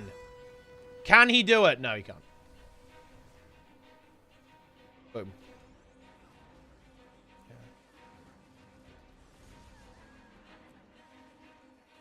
Okay, back into the other game. What's cooking? Oh, right as the match is about to start. Oh, hold on. We actually have a victory there for the Scrapper. Thickest man alive, Sakaya. Sakaya 1v9.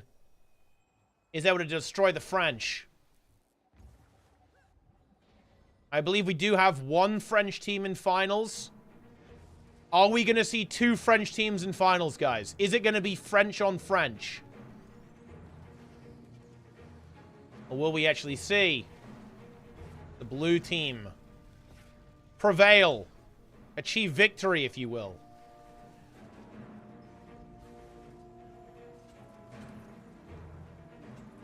Okay.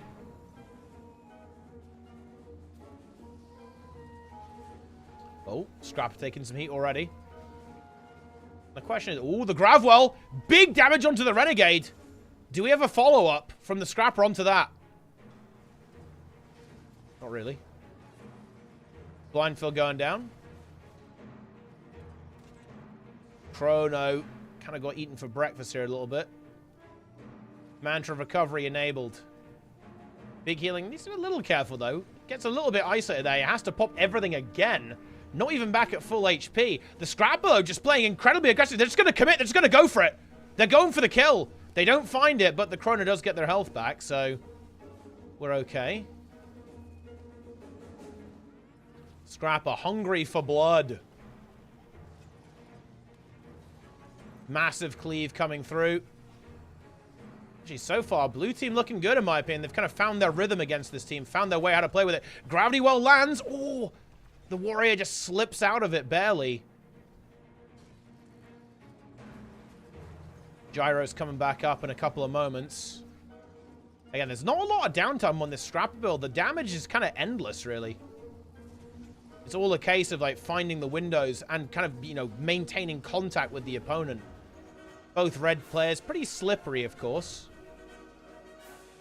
Ooh, those Renegade Spirits landing, though. Not a lot of cooldowns available for the Chrono. Have Signet up in a couple of seconds. No heal mantra, no stab mantra for a while. We could have a Continuum Shift Gravity Well, though. Let's see if that ends up getting used. Mantras can now be reset. Ooh, Warrior not looking super healthy. CS was used before the Gravwell, I think. Man, the Warrior healing is crazy, though, isn't it? I think we had, yeah, we've got the Might Makes Right build, and you have Tactics, you have Mending Might and Might Makes Right. It's pretty disgusting, to be honest. There's so much healing on these builds. This is crazy. 25 seconds. All gyros available. Can we see one more final burst before the timer here from the Scrapper? I think we're going to see that. Chrono cooldowns are looking okay. Distort available, which is really key for post-time. Ooh, a lot of heat going on to GS mode. This is really nice for blue. Can they actually keep him low? Rampage already forced. He can't heal himself. Couldn't get the health back. I like where this is at for blue currently. Distort now used. Can be at least partially recharged. But yeah, that's going to be a clean kill onto the Warrior, I think. There we go. And Renegade falls. We're going to 2-2 here, guys. The French are in trouble. And that's that. Yeah. Boom. And that's it. Tension. The tension is rising. That's right. Goku 1v9 and Glint 1v9. Yeah, I mean, the sustain is crazy. Look, welcome. I don't know. This was like a boiling the frog moment, guys. Okay? I don't know how this happened, but everything does 1 billion DPS and has infinite healing these days. Like, every build is like this. It didn't feel like there was like any one patch that did it, but everything right now is just cracked. Like, you heal yourself to full every 3 seconds, and you can delete someone's health bar every 3 seconds. And it's just like a tug of war between those two variables. And that's how you win the game. First Garth. This is it. Well, let's see if we had some adaptation with Goku's build. We actually did. We are back to Sword Warhorn Longbow with Tactics, with Martial Cadence, so no Might Makes Right on this setup. Okay. Oh, that Gravity Well, though! Oh my god, it's over! A disgusting Gravity Well lands onto Goku! And Glint falls! Guys, I hate to say this. I really hate to say this. The French have been denied. No Esprit, no win. No Azers, no win. IP bans. Hardware bans. And that's the end of that. Only 50% French. Now the French are under threat. Will they be able to actually achieve victory in this 2v2 AT? Scrapper and Chrono going forth to face Herald and Chrono, I think. Absolute butchery. The Scrapper takes down everything in its path. 55 have fallen. Worms have fallen. Everyone's fallen.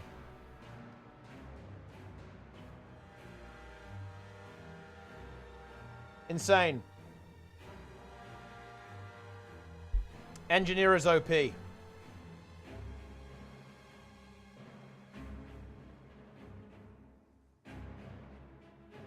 I cheer for Scrapper. Let's go. Yeah, I mean that's an option. Scrapper on his aids. I mean it's something. The gyros.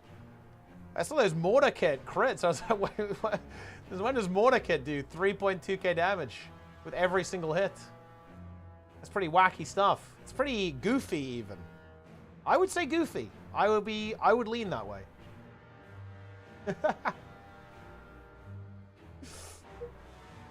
That's crazy. Anyway, finals coming up in a couple of minutes. It's going to be Sakaya versus Skitto, or honestly, Sakaya versus Vague.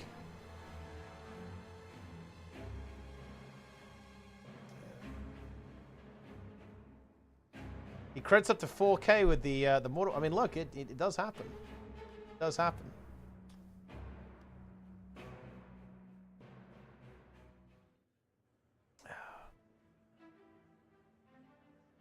Wait, what? Lisa, my queen, is here again. That is correct, yes. Finals.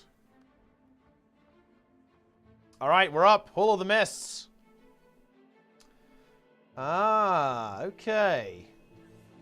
Contestable is here. Fake 1v9. True rank 1 PvP player.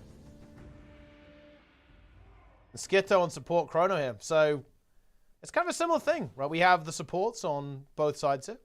Both running basically the same build, I think. Don't think there's any real differences. Precog well, the Grav well. And then the Herald on the red team versus the Scrapper on the blue team. Yeah, you can see the Scrapper build here. It's just, it does a lot of damage. We have Iron-Blooded, of course. Then Big Boomer. Alchemy in the mix, and this is very tanky, right? You've got all the barrier from Impact Savant and a lot of damage reduction. You can see here, you know, when you got boons from the Chrono coming in 7 stacks, that's a lot of damage reduction. You know, combine that with protection, and you got some serious business. But actually, Sakaya, look, I'm talking about builds. We've already got a complete pain train here. Vague finds itself 1v2, and the Scrapper just takes another victim. It's 1-0 already. It's over.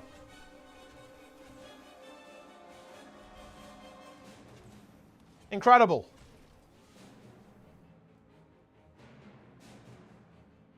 This could be a big win for Sakaya, guys. I think a perfect record, more or less, throughout this tournament. In order to an excellent start in the finals.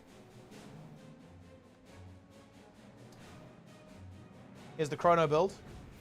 Oh, interesting, actually. Basically forsaking any healing power on the Chrono. Of course, you know, you get 500 if you go for the Avatar Amulet or the Heretic Amulet. So just going for a bit more damage on the Chrono. Simply kind of relying on the boons.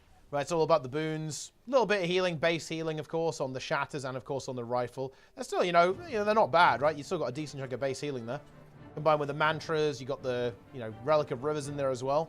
Just wants to get a bit more DPS out there, like utilizing that spear just to really force the issue onto the opponents. I think Red Team playing a lot more cautiously this time now. They were terrified after that. Traumatized even. Yeah, this Scrapper, people are afraid of it. I mean, they should be, apparently. And look, it's over. It's over. Boom. Vega's down. I think they don't know what to do. They've been completely blindsided, guys. They have no idea what to do against this Scrapper. They do not know. Boom. And that's it. Skitto down. Show the amulet. I already did. About 50 times. But I'll do it again. Is this. Berserker Amulet, Rune Divinity. Rock of the Chronomancer. Big quickness uptime. You can see the amount of boons that get applied here, guys. A lot of boons. Big vigor. Of course, the Chrono's giving a bunch of boons as well. Kinetic accelerators. Might and Fury. All the good stuff. You got all the good stuff here, guys. You stack all that up. You got a bunch of might. Bunch of damage reduction there. And this is looking brutal, man. This is looking absolutely brutal here.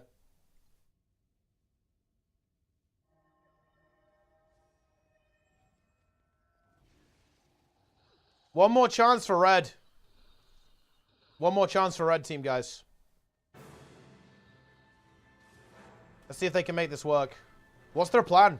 What's their plan here? They're just... Look at the fear. They've got the fear condition, guys. They need a sunbreak. They're mentally broken. Yeah, look, look. These literally running... Look, look. They're dead. They're dead. Only mortar kit auto attacks. They are mentally broken. They have been mentally destroyed by the Scrapper. And it's over. It's over, guys. It's completely over. There's no hope. They're trying to heal desperately. The Scrapper continues to attack. Oh, hold on. The Scrapper gets caught a bit. Juicy Gravity Well. Is it enough, though? But now the Scrapper's back, and that's it. The Scrapper gets his revenge. Sakaya locks it in. Big CC activates. Mental Collapse. Highly appropriate given what we just saw. And that is going to be the end of the tournament. 3-0, a devastating finale. And that's it. Lisa, my queen, and Sakaya secure victory. It really is that simple. Game over. Wow. The chef. Well, I mean, there you have it.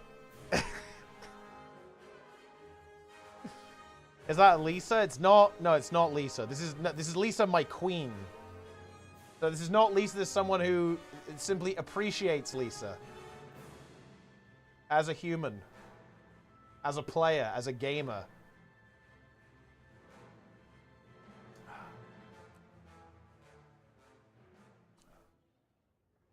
Yeah.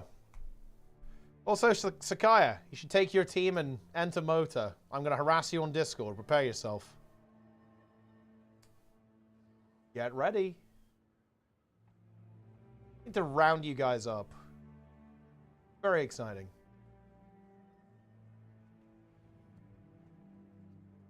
Try hard FB catch. Indeed. Yes. I don't really know what that means.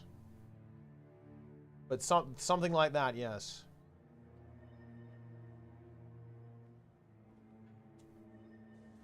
Let him cook. I mean, there was clearly some kind of cookery going on there, guys. As the Scrapper Bill was absolutely brutal. Who did not see it coming, they were not mentally ready for it.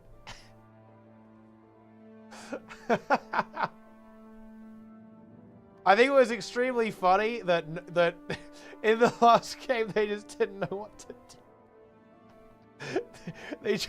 they just died to the auto attacks. I mean, guys, this is very funny. It's very funny to me. I'm not gonna say that it wasn't funny. Wait, I'm not sure if there was a stream for NA actually. I'm not sure. I don't think so.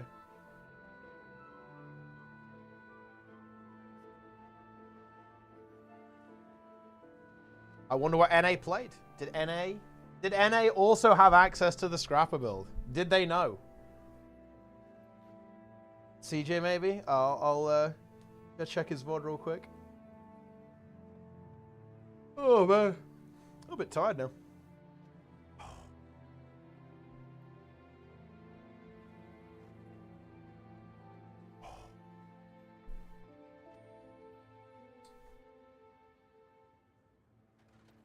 I've actually fixed my sleep schedule, if you can believe it, guys.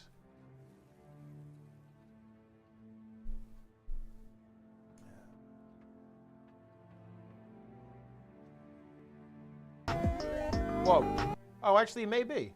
There may be a VOD we can leech. Was this 2v2? Oh, it was 2v2. Okay, I'm not gonna fully leech his VOD. That's fucked up, but let's see what happens at the end. Looks like it was a Tempest Harbinger scenario. It looks like Tempest Harbinger.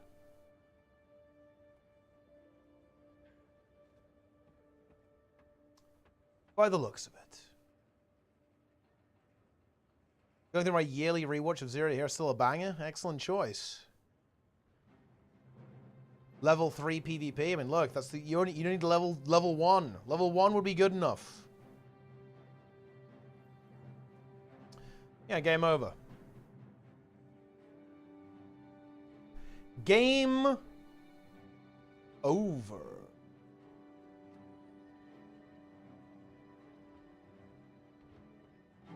Well, there you have it. So good to see new players getting results. I mean, look, I couldn't agree more. I really couldn't agree more, guys.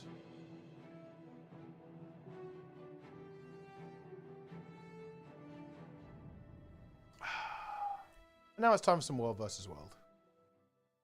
World vs. World Leech.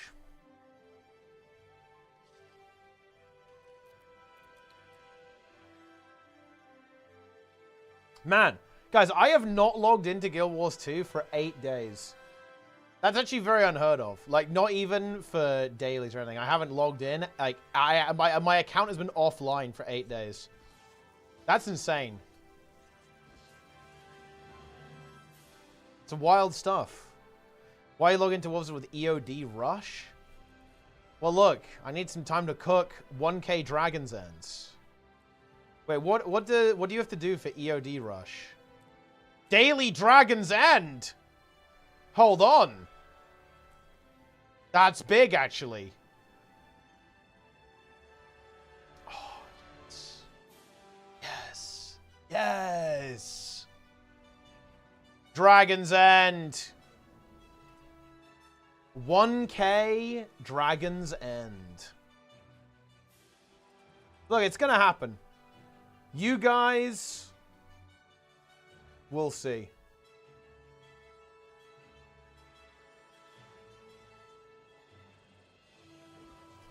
Rate my server I was using for the 2v2 monthly. Honest opinion. Holy shit! I'm not gonna lie, this is pretty high tier. I appreciate this. We got the gaming laptop here. We have the bear chair. Here's the game. And look, I know some people who game on laptop. Honestly, I wouldn't do it, but I know some people who do it. I know some people who would do it. You know, it's funny. Like, I actually... my main machine did go wrong at some point, and I played on a laptop for a while. It honestly wasn't that bad. These guys are having some kind of duel scenario, I think. Looks like our guy is winning. Good job, Ebba Bushweed. A little bear chair there, guys. It's perfect. It's a perfect game or so. It's color-coded to go with the desk and with the mouse. Makes a lot of sense. Oh, they actually both died. That's crazy. They killed each other. Incredible.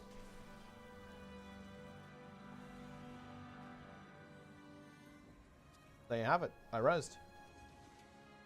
EOD Rush is worth 47 Mystic Coins. I mean, that's pretty good, I guess. Decent amount of cash. I did 2 Dragon's Ends today, both successful. Well, I mean, yeah. I mean, Dragon's End can't fail. Like, I'm sorry, guys. Like, Dragon's End is so piss. It's just not failable anymore. With, like, the amount of power creep in the game, I just don't really think it's realistic for Dragon's End to fail. Or at least, I think it's extreme. It must be extremely uncommon.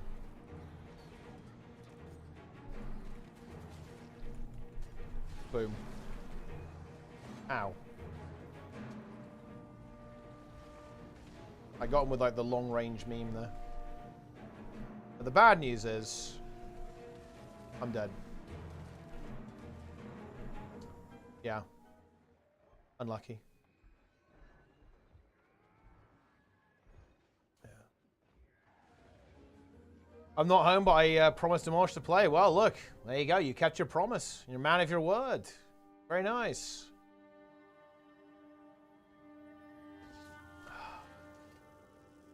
Also, Spin, what stats do I want on Arcane Magus? What are my stat breakpoints, Spin? How much haste do I want, bro? The Arcane Mage arc is coming. Oh, man, I was going to do a Mythic Reclear tomorrow, but I actually think it'll be scuffed now. It's too late. I've been really busy this week. I haven't had time to sit down and organize. Dear Bubble Lord, I miss all the good old days of raiding, world versus world, and the glory days. Hope all is well, young lad. Oh. Ever come to the States, let me know. Yo, Envy. Thanks a lot, man. Honestly, dude, I'll definitely be there. Look, when they announce Guild Wars 3 Envy, we can have a proper meetup, yeah? It's the 25, man. I really appreciate that, my friend. Very kind of you. But yeah, I miss it too. Dude, I really miss the crew in Guild Wars 2. Like, I really, really do. Look, this is my plan, though, guys. Like, look, nobody panic. This is my plan, okay? So, here's what we're going to do.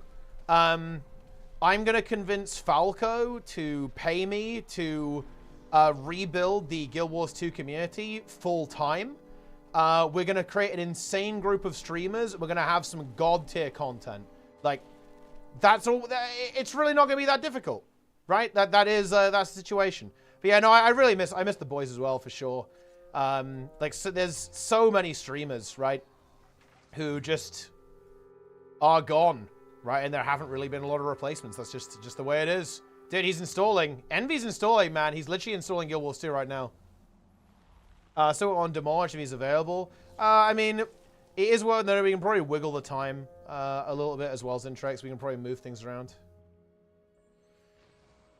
There's some flex, or at least there's potential to flex. Like, I don't really mind. On my end, I can move it.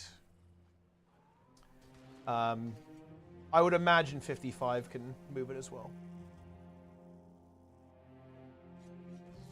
Big game might happen. Yeah, I mean, look, I want to see it. I want to see the Z Squadron, man.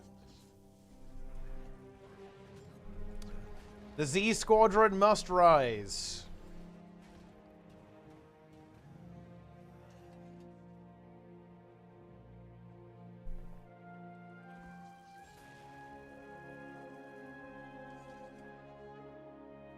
Nice.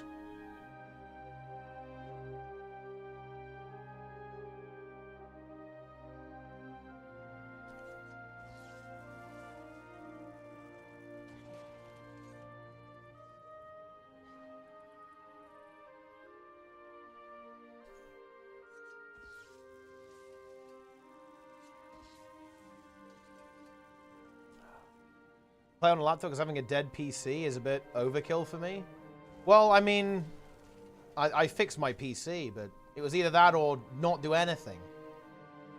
It was either laptop or just, you know, no gaming. So, you know, I did what had to be done, guys. I don't think I can't really get anything from the Wizard's Vault, can I? I have 1,000 Mystic Clovers. We don't really need those.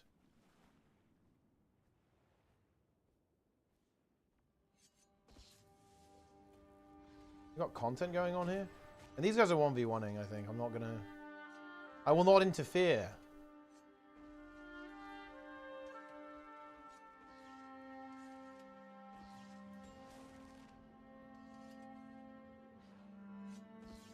Huge.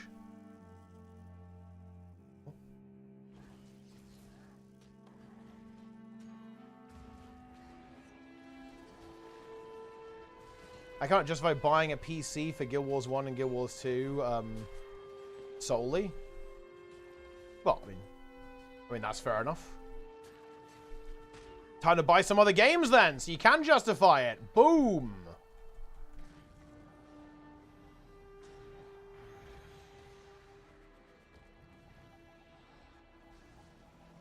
Okay.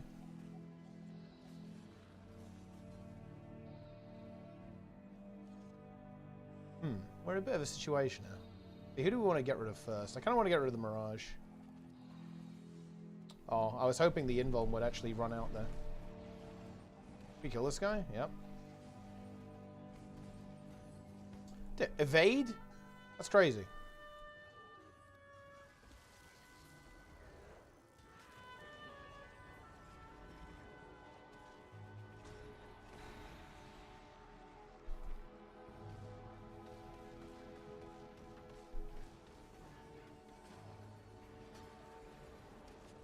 He's dead.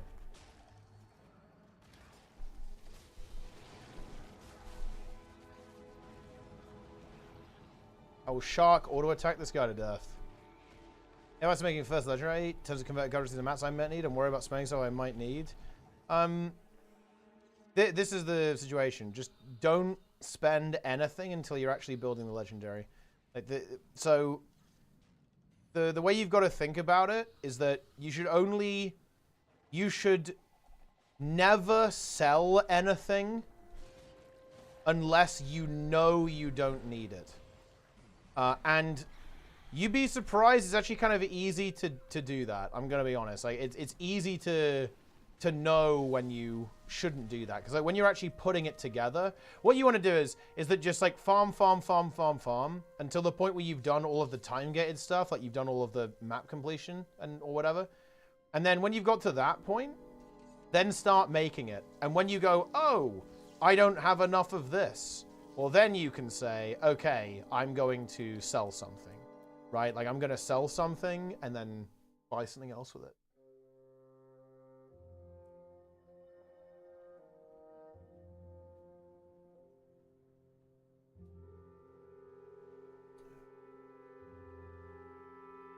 Envy went to get milk and forgot about us. He did. But now he's back. The question is, did he bring the milk?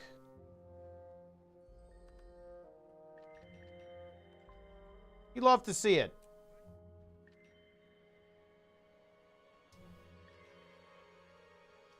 I saw some of the achievements. It's really helpful, though. Also, ads right now. I mean, enjoy the ads. Subscribe. Then you won't see the ads.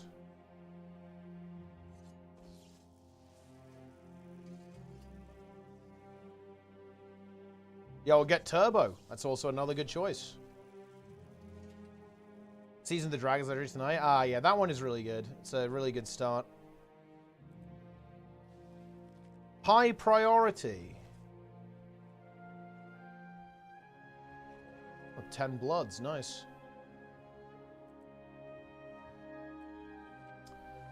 Oh, look at that. That's the great content. Oh, you're welcome.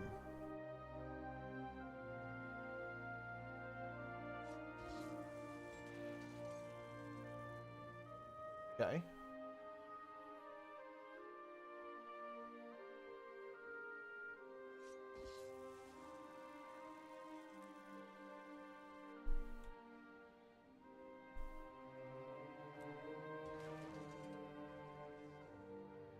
Man. I need to stream this game. I've actually lost the ability to stream Guild Wars 2, guys. I haven't done it enough. It just feels like there's nothing going on. The game has felt really quiet for like the past year, you know? Feels like there's no buzz, you know? There's no buzz in the community. Not a lot cooking.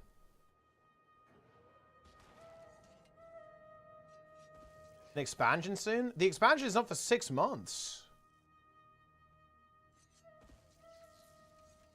It's going to be in October. Probably towards the end of October, I'd say. The GTA trailer? Yeah, I think it was pretty good. I think that game looks really technically impressive. I think it'll be really interesting from the technology standpoint.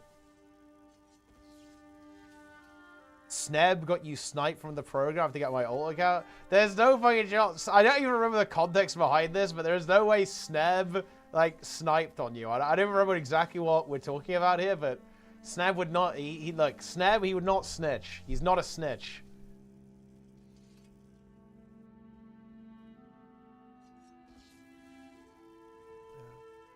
Huge.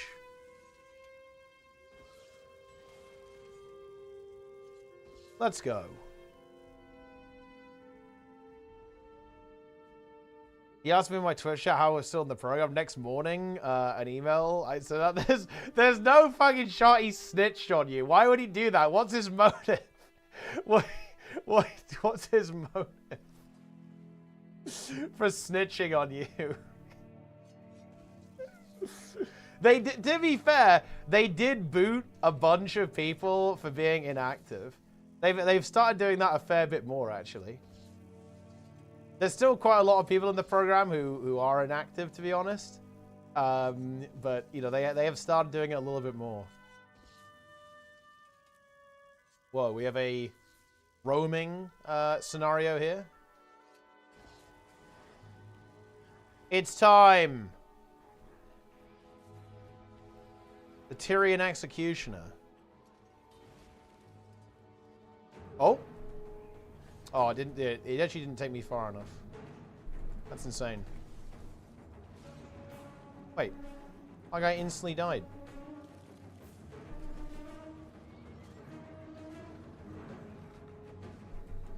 We kind of need some support in this group, to be honest. Am I actually reloading the Firebrand? I think I am, to be honest. If we want to make this work, we need the Guardian.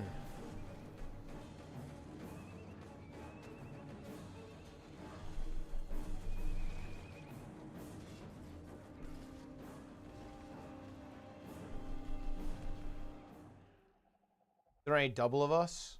I think we actually can fight. We can fight them, actually, if we have some support. But we can't really do it without support. Let me go to Guardian. Can Chrono heal decent again? Oh yeah, Chrono is really good in every game mode.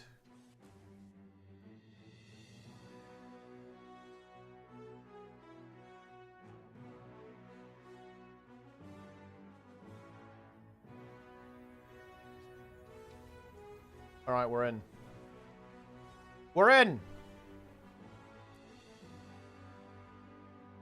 Yeah, actually, that's one of the things that's really, really kind of changed since you've been here, I'd say, Envy. There's a lot more support variety. Like, every support is just cracked now.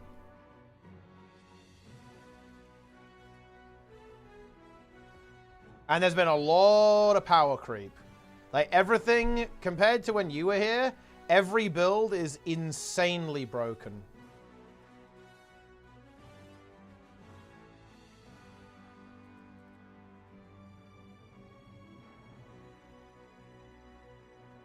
And we can actually engage this, in my opinion. We just need to not feed.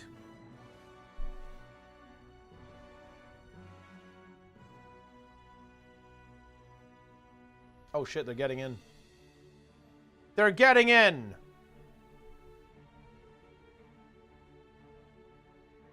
Run the tunnel, it's tunnel. I mean, it actually is tunnel season, if you think about it. That's exactly what it is. The season of the tunnel.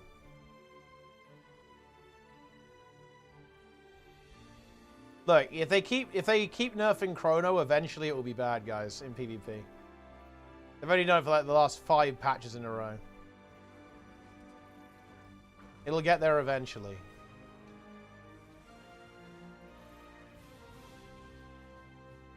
Let's go, team. It's time.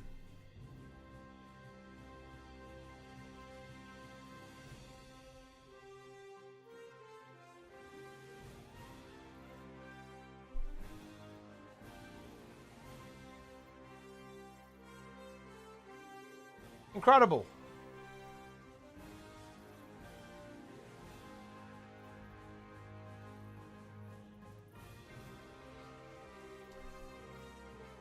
They should come. I mean, 20 seconds, they can get the camp.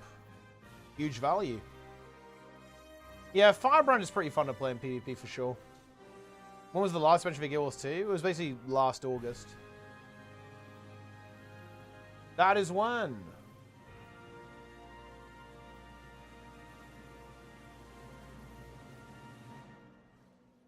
Man, the drought is going to be brutal. Although, actually, it's actually a really good time for me. Like the there's going to be... So the final Guild Wars 2 patch for Janthir Wilds is in 24 months. 24 days, right? It's right at the start of June. And there's going to be a brutal content drought after that. And the thing is, the patch is probably not going to be... It's kind of a weird one. I don't expect the patch to be huge. It doesn't really have a lot of the meat of the expansion. I'm hoping the open world map is good. But the thing is that, man, the drought is going to be brutal. Absolutely brutal. It really is.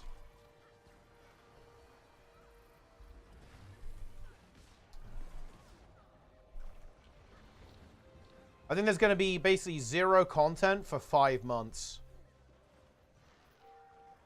So yeah, basically from June through to October, 0 content. Yeah, cheers, Emmy. I'll see you, man.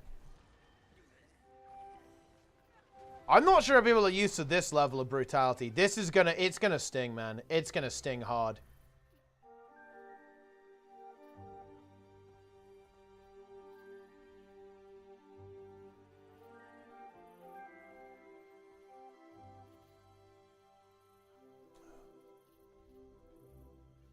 Incredible. 5 months is not too bad. I mean, it's look, trust me. 5 months, I think it's going to feel very rough. It's going to feel very, very rough.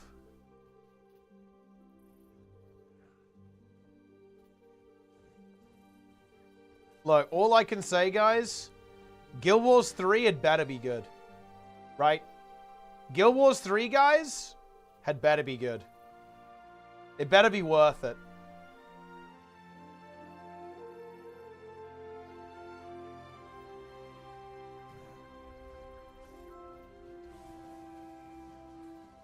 In MOP was 14 months long. Yeah, it's actually really interesting. Like, WoW used to be this way. Like, I've never had that in WoW, though. Like, it's funny, in Dragonflight, dude, I was actually stressed out because there was too much content. And honestly, I still feel that way. Like, there's literally too much. I'm not good enough to actually play the content efficiently in retail.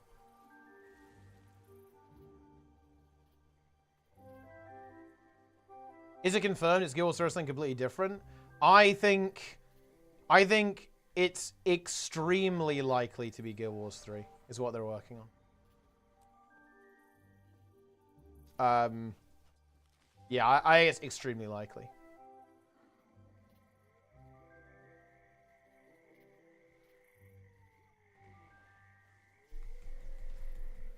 Because we know they are developing an MMO in an existing IP. And it's not the June MMO because, what is it, like, Funcom have that one. Yeah. It's as confirmed as possible without an official confirmation.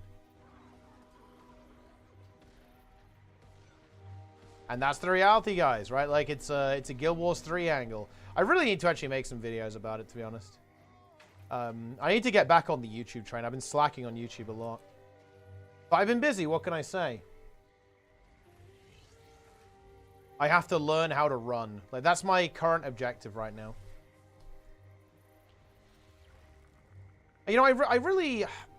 the thing is, I would actually be really interested in streaming learning to run. But the problem is, I would dox myself. And I would not like that. Because, you know, it's funny, like, oh, I don't know, maybe this is copium. Like, my motivation for streaming running would be me showing me learning something that I'm actually really bad at and I don't have aptitude for. Because whenever I try to show how I approach things to help people problem solve and, you know, accomplish goals, a lot of the time I get written off because people say, well, you're good at video games, so it doesn't count. Or, you know, oh yeah, you know, you're talented, so it doesn't count, right? But running is actually very interesting because I'm actually very bad at it and I'm not talented in any way. I actually have a lot of negative talent for running, I think. That'd be kind of useful, but I also think this is kind of copium. I think that people are coping when they kind of make excuses. So, you know, it's, I don't know. It's a weird one. Huge. You good at swimming? That is true. I am good at swimming. Stream FPS for this reason. Oh, I don't think I'd really struggle with it. That's the thing, I guess. I haven't played it before, but I haven't really played FPS games, but I don't think I'd find it particularly difficult.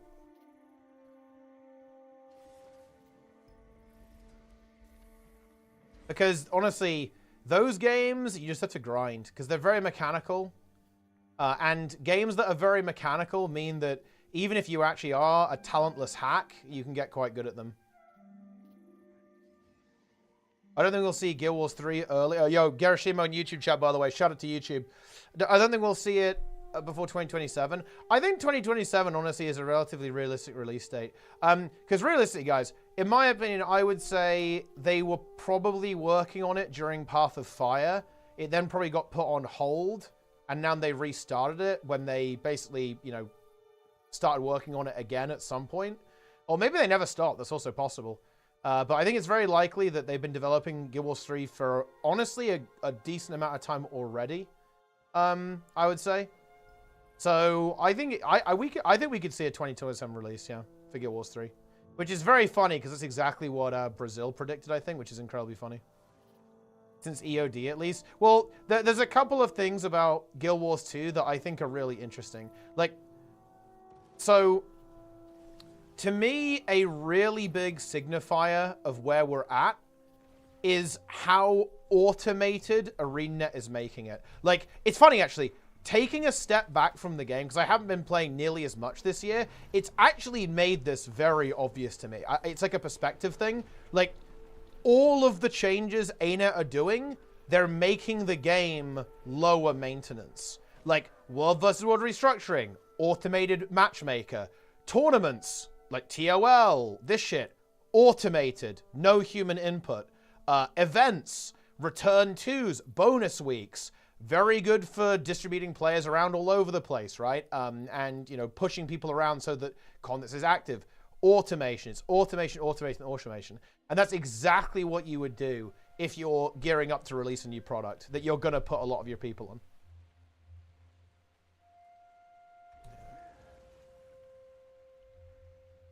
on. Into a players? I should do that, yeah. I ought to do that. I'd love to see if T-Bug get good in Doom Eternal to beat an Ultra Nightmare and all the master levels. Anyone can beat any game if it's PvE. That's the way of it. PvP is where you can run into skill issues, but all PvE is beatable by anyone.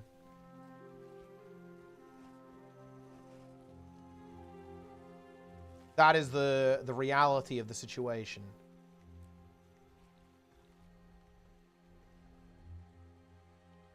Frogs.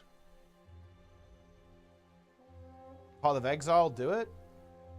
I mean, I don't like ARPGs.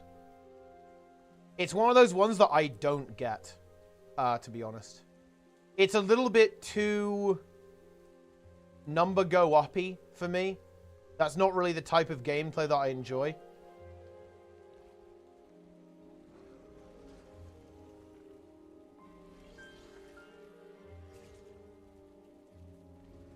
I think I would only play a game like Path of Exile if it was basically like Guild Wars 2 and I could just equip any item I want at any time and like not have to do any grinding or anything like that to actually play the content.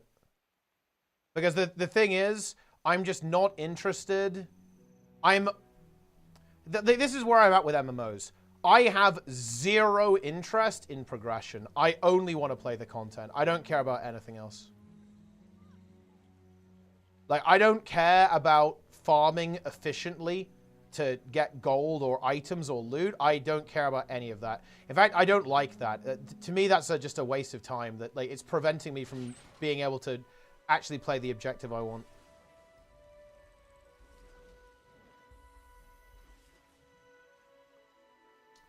Incredible. Isn't WoW number going to? Yeah, that's the part I don't like about it. But to be honest, it's pretty manageable because, you know, it's actually not a very grindy game, to be honest. Or at least I don't think so anyway. You don't want to clear the hardest content, right? Yeah. You know, in general.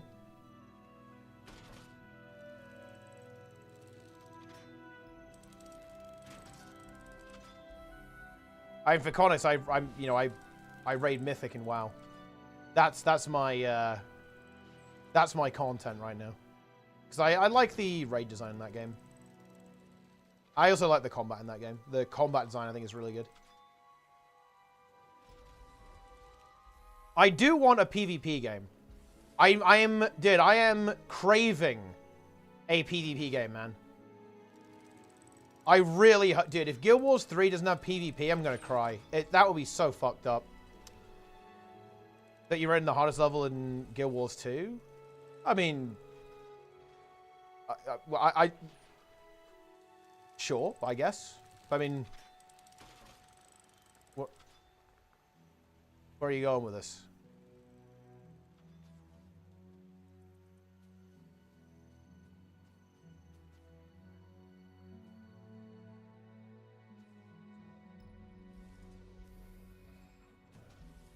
Huge. I'm pulled. Makes sense now.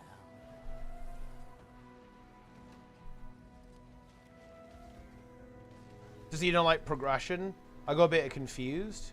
Wait, no. When I say progression, I mean gear progression. Like number go up. I'm not talking about like skill progression. Skill progression is the only form of progression I care about.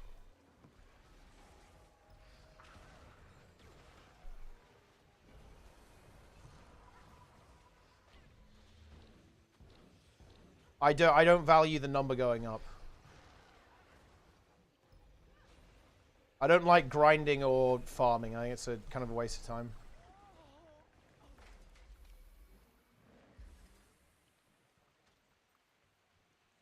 I think the notable exception to that is I do quite like team gear efforts. So I actually don't mind like grinds if they're team oriented. So I like, this is going to be, I think a lot of WoW players would consider this like a psychotic take. I actually really like splits. I like the concept of splits. That's actually quite fun to me. Because it's a collaborative effort to farm the game as efficiently as possible. I think that's actually quite fun. But it's also temporary as well, right? Like you only do that for like 1 week. If it was like that all the time, it would be obviously boring. But like for 1 week, it's quite fun. Have such fluid combat, I'm gonna cry. Well, the thing is that it won't. It won't because it will be different. And because it will be different, it's one of those things. Like when you played one game for a very long time, you get used to it, and everything else is gonna feel really strange. I will promise you now, you will find playing Guild Wars 3 weird, because it's not going to be like Guild Wars 2. It will play differently.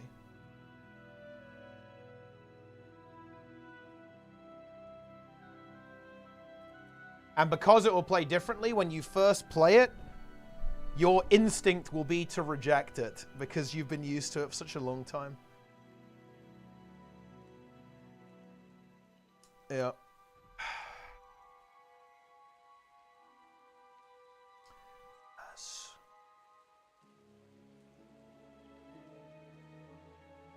Incredible.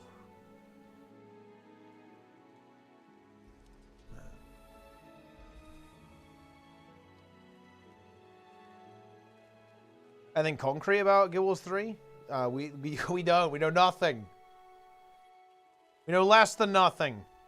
And we are less than nothing.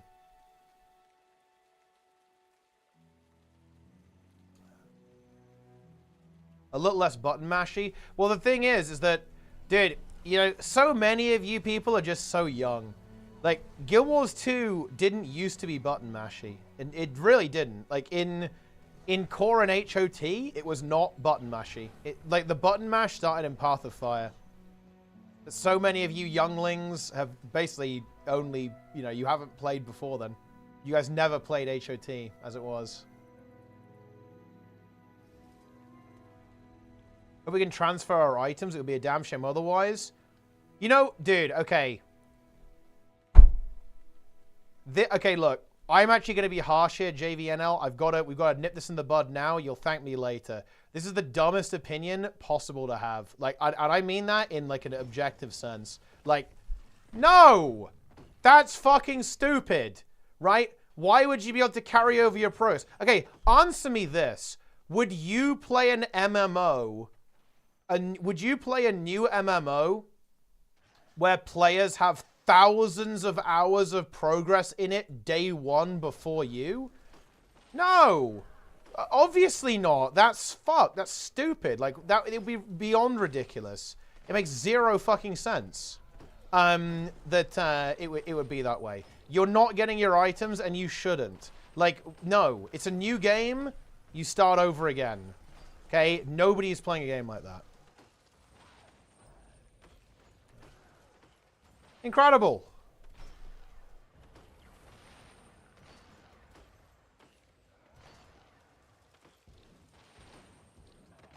Also, just the nature of it would be bad, because they don't want to be shackled to the design constraints of Guild Wars 2. If you transfer your progress over, it means the games are in some way like systemically similar, which is also just bad.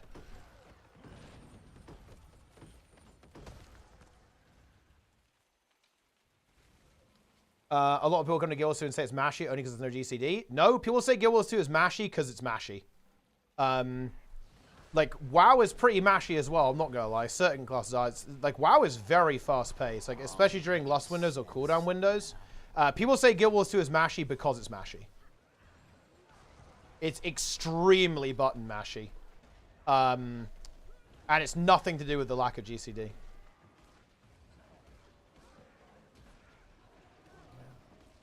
Yeah, you will get Hall of Monuments. If it releases, we should not spend a lot of gems anymore. It'll be a waste. Wait, why? Okay. Why? Why would that be a waste? You pay money and you enjoy the product that you purchased now. You have something to report. Right? Like, you know, it's funny. This is actually a... Oh, man. Like, this mindset is actually really... Let me try and make something interesting out of this.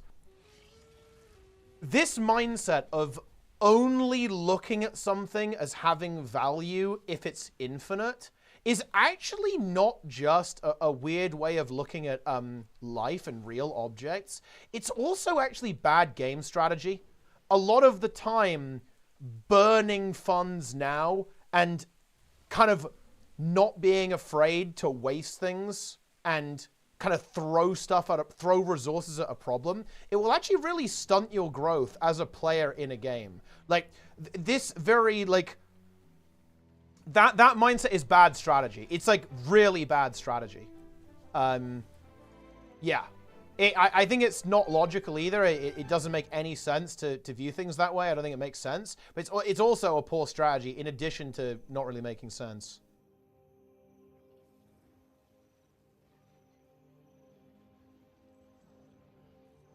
Yeah, it's a good example. Yeah, like, I'm not... yeah. Like, there's no point in refueling my car because I'm getting a new one. It's like, well, I mean, that doesn't really make a lot of sense. Yeah. But I think, I think where this kind of stems from is people view games as investments. And I actually think this is a... I don't think it's good to look at games that way, because they're not real. Video games are not real. Video games are a means to an end. They are something to engage you, to entertain you. They are not an investment. They're not real. None of it's real. It's all fake, right?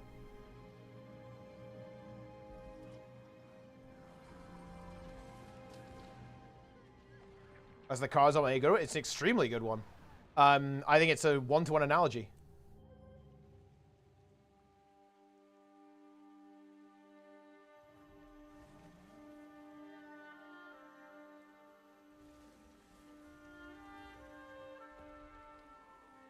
Rank 9K, yes. I am Giga rank.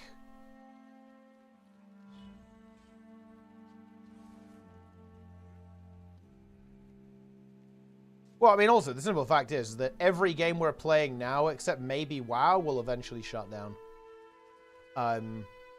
As crazy as it sounds, I can imagine WoW being eternal or like semi-eternal in some way, but all these other ones, guys, they're going.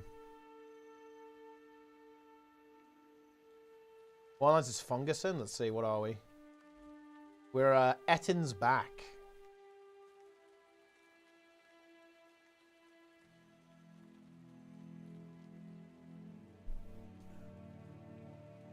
But no, like, you shouldn't deny yourself enjoyment because it's temporary, right? Because I hate to break it to you, but everything's temporary.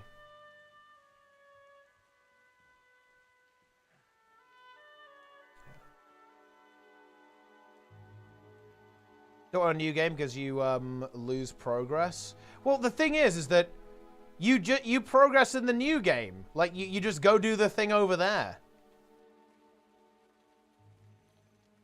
Play a live service game at the end of its product life cycle. Honestly, in games that this community is a valid concern. Well, is it though? I don't agree with that. I do not agree with that.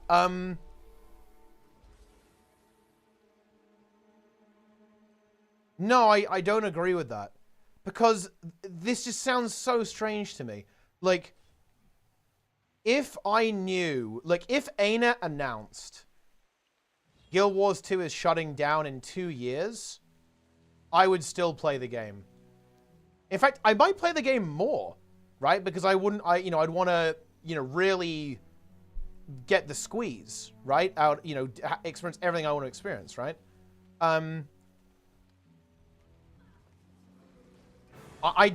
To me, it makes zero sense that people would go, well, I'm not going to play because the game is shutting down in 2 years. It just doesn't make any sense. I know that a lot of people would quit, but it just doesn't, yeah. Consider different preferences. I mean, they do, but I think those preferences are not rational.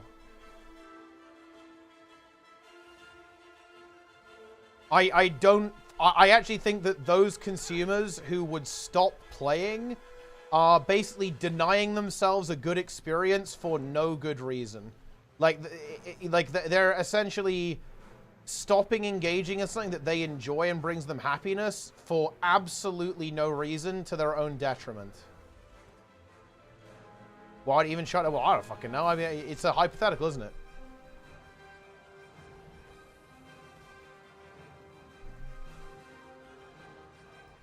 Early adopters are also rational, right?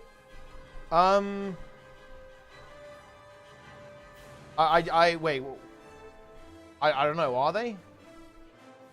I mean, like trying new things is interesting, I guess.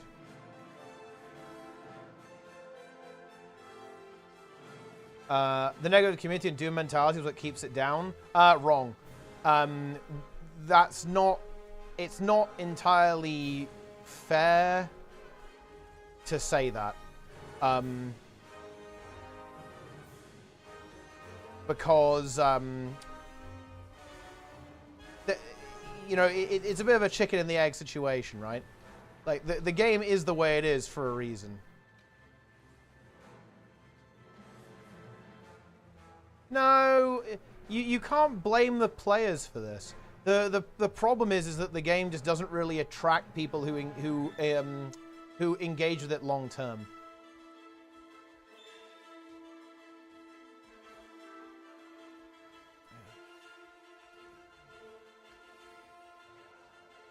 And also, here's the problem. Okay, look, I'm going to say something that, look, this is going to sound very obvious, but it's very important. Guys, just being a good game isn't good enough, right? Like, when we say, oh man, Guild Wars is a great game, it's the community that keeps it down. Like, there's something in there that's kind of saying that, Guild Wars 2 is special in some way. But I hate to tell you guys, it ain't. There's a lot of very good games out there. You got WoW, you got 14, you got OSRS, you got ESO, right? Like, you've got all these games that are good. Just being good ain't good enough, right? You have to do more than that. That's not gonna cut it. If you want to have your game, like, be at the forefront of the industry. That ain't good enough.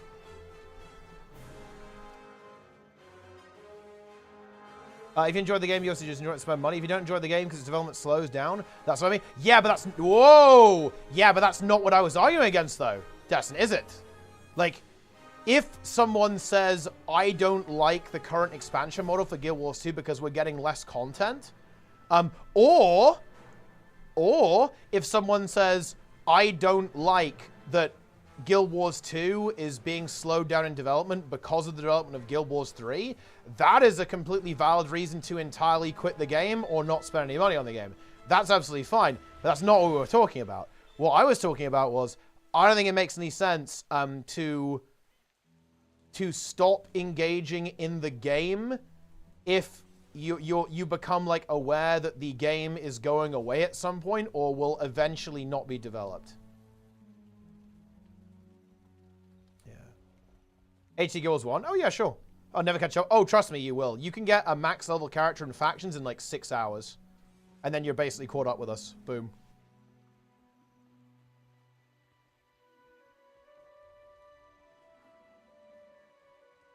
I don't even want to play because of the negative attitude. I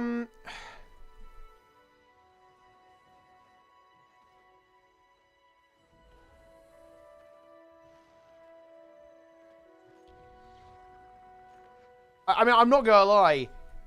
The game just needs new players. I think those... I don't like talking about this, because again, look, I'm actually with you, Maze. I actually don't really like being negative. I find it really boring, because there's no solutions. I actually enjoy criticism, but okay, look, this is actually the most brutal thing you can ever say. I don't like talking about negative things in Guild Wars 2, because they won't be fixed, and they're permanent, right? Like,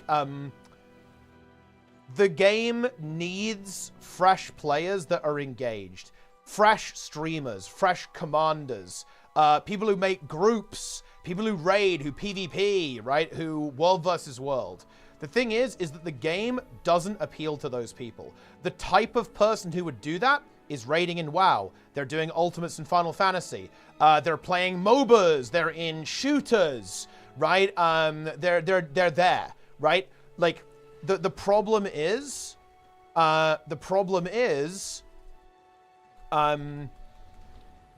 like, this game does not attract that type of player. And other games do. So a lot of the problems within the community are doomed to slowly get worse because the type of play, the solution is you need new players, right? But the problem is that the game does not attract those new players.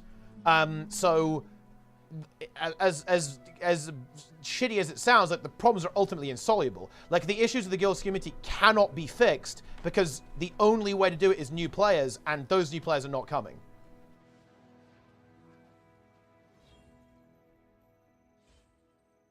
MMOs aren't in style right now. Well, we have to be a little bit careful here. We have to be a little bit careful here. Because WoW and OSRS are killing it, right? They're nailing it, yeah? Those games are on the up and up. They're growing. They have really passionate communities, esports, like YouTube stuff, Twitch stuff, like all you know, everything, right? So it's true that we're not in the 2010s when MMO, like late 2000s, early 2010s, when MMO gaming was kind of at its peak. That's absolutely true. But there are some MMOs that are absolutely growing and doing extremely well out there. There absolutely are. Why aren't people coming to Guild Wars 2?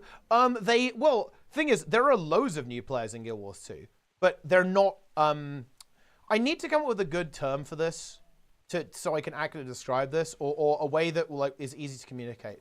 Guild Wars 2 does not attract high engagement players.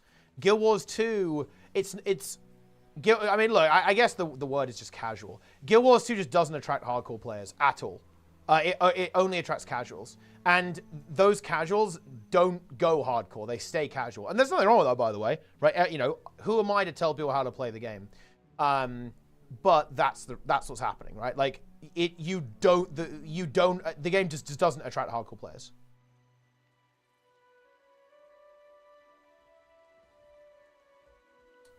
Yeah.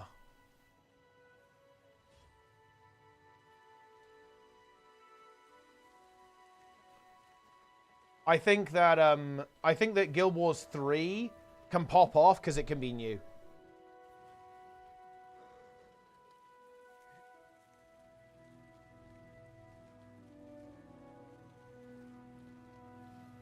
Incredible.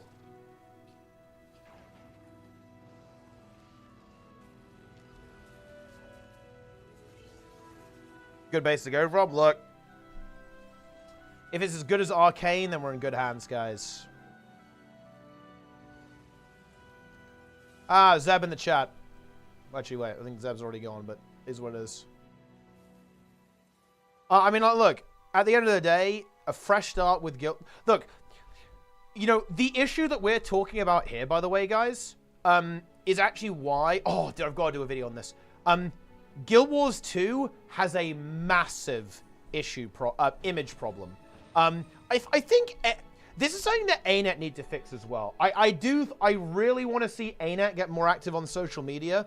I want to see Grouch at gaming conventions. I want to see Grouch on Twitch. I want to see Colin on Twitch. I want to see Colin on YouTube. Because ArenaNet has an image problem. And, dude, I say this as an ArenaNet simp.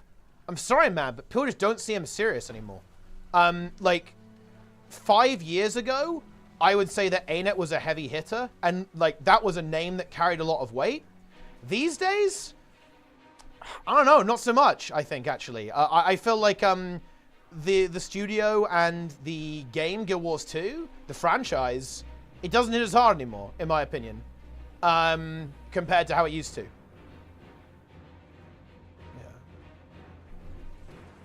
And I want to see them get out there, right? Because Guild Wars 2 is a really good game. And look, again, I am a full ArenaNet simp, by the way. You know, fucking, you know, I don't hide that. My most anticipated game is Guild Wars 3 right now. Like, not even close. I was kind of thinking, like, oh, you know, Riot MMO, that could be good. You know, they made Arcane. I liked Arcane. I bat-chested. There you go. People were too harsh on Season 2, man. Season 2 of Arcane was good. I'm gonna fucking say it, right? People were saying it was a little bit too fast-paced. You know what? Maybe it could have used another episode. Okay, I admit that. I think that's fair. That's 100% fair. But Arcane Season 2 is fucking fire. Okay? It is what it is. Season 2 was down thumb? Are you fucking serious, bro? How was it thumbs down? In what universe was it thumbs down?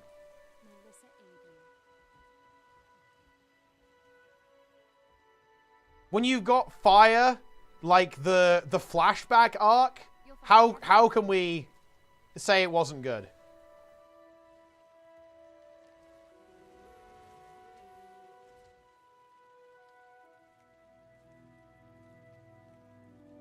Fucked up Vanda so bad? Did they, though? I don't know. What about the other part of that episode, bud? Wait, what do you mean? They retcon his league lore? Well, I mean, yeah, but they probably retcon a bunch of shit. Hey, look, look. I mean, haven't they said this? Haven't they said that the TV show leads the universe now? Or, like, you know, what they're going to do on TV leads the universe? They'll just fucking change shit? You had the Singed arc. Colin Mike Willing goes, okay, I will admit that was a little bit weird. Like, you know, that was definitely kind of, you know, you kind of fast forward to the actual good part of the episode. Yeah, Singed 1. That's based. Oh, this is we're in a situation here, guys. Am I dead? Oh, we're dead. Oh! Oh! I'm alive.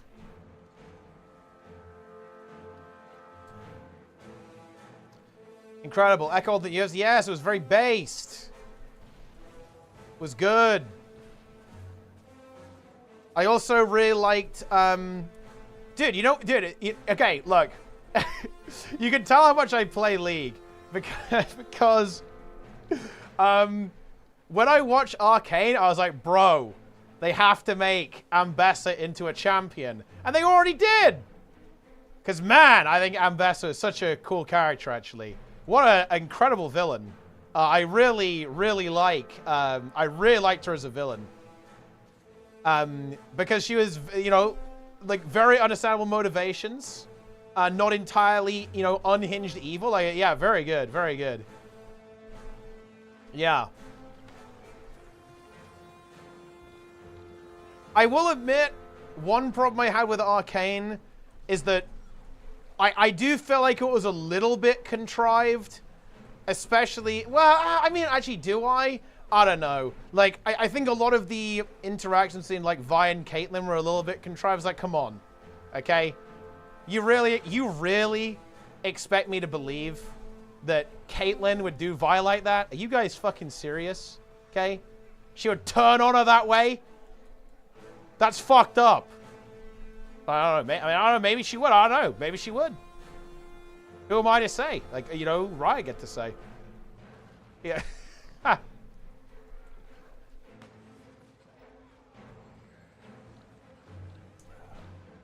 And yeah, dude, Singed won. I mean, he won. He literally won. It's the perfect ending. I think that season actually ended very well, to be honest. It was high tier.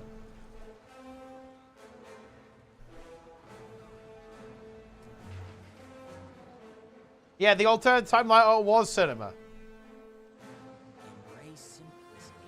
Oh no, I liked Arcane. I liked Arcane season 2.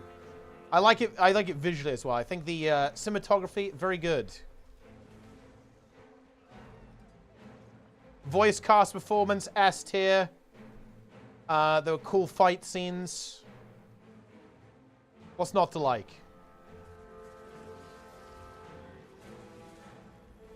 With the Jinx then, I actually really appreciated that story as well. I think I like that a lot, to be honest. Like the way Jinx ended up going in season 2. Big fan, actually. Big fan.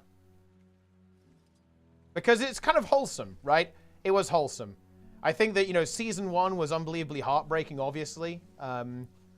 With, you know, how things went. You know, people torn apart, torn asunder, families torn asunder. Not a good time. But I think there was some, you know, there's some reconciliation. You know, very wholesome in my mind.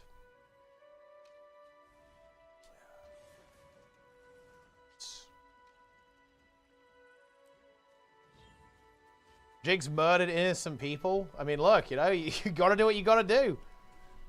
You've got to look, you know. Like, if, you know, you gotta save the world from some kind of robot things, then. You gotta team up with the bad guys sometimes.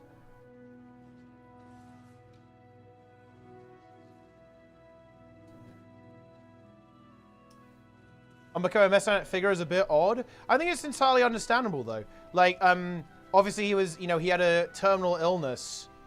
I could, well, you know, and you have this entire concept that like he's gonna fix everyone, and you know.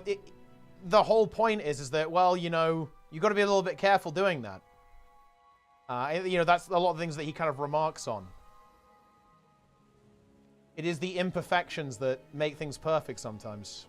But I think it's very believable. Like, you know, it makes sense from his perspective.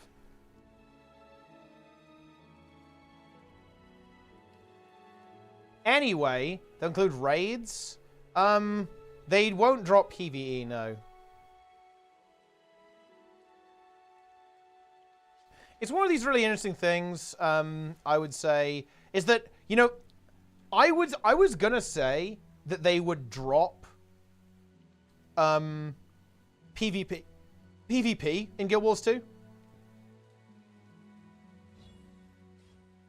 In Guild Wars 3, rather. But can you release an MMO that doesn't have PvP at all? I know it sounds weird, but I'm not sure if that's viable. I don't think you can do that. I think if you're going to release an MMO, a AAA MMO, it has to have PvP. I don't think that's marketable. I think people will look at it as like an unfinished, half-baked product if it doesn't have some kind of PvP.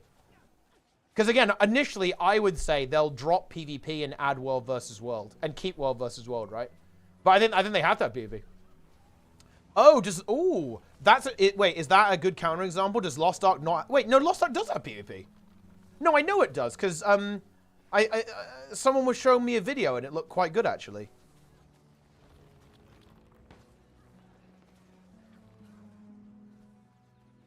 Yeah, it looked rather good when someone showed me this.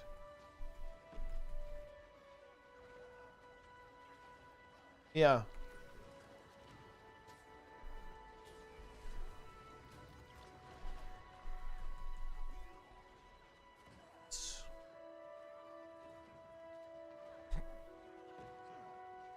Incredible. Diablo features some kind of PvP. Yeah, I think a lot of these games do, right? A lot of these AR, live service games do. Does it need PvP? Dude, look, I am coped out on PvP, man. The thing is, they'd never add Conquest. Oh my god! Guys. I want you all to understand this. Are you guys aware that we live in the dog shit timeline where we're never gonna get a good PvP MMO ever again because ArenaNet released a taxi cab ad? Like, can we be real here for a minute? Like, do you guys know what we could have had with Guild Wars 2? With Conquest PvP? Oh my god. I don't think you guys actually know. You don't know. And this is all because ArenaNet couldn't make any good ads.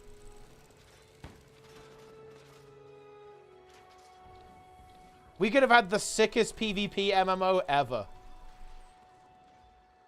But the taxi cab ad took that from us.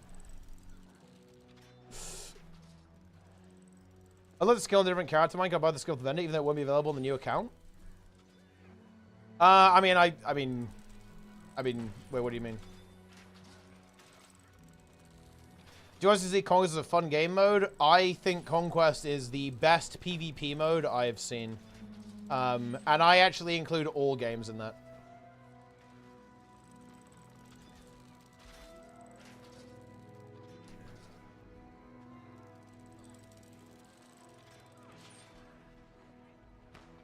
I think Conquest is extremely good.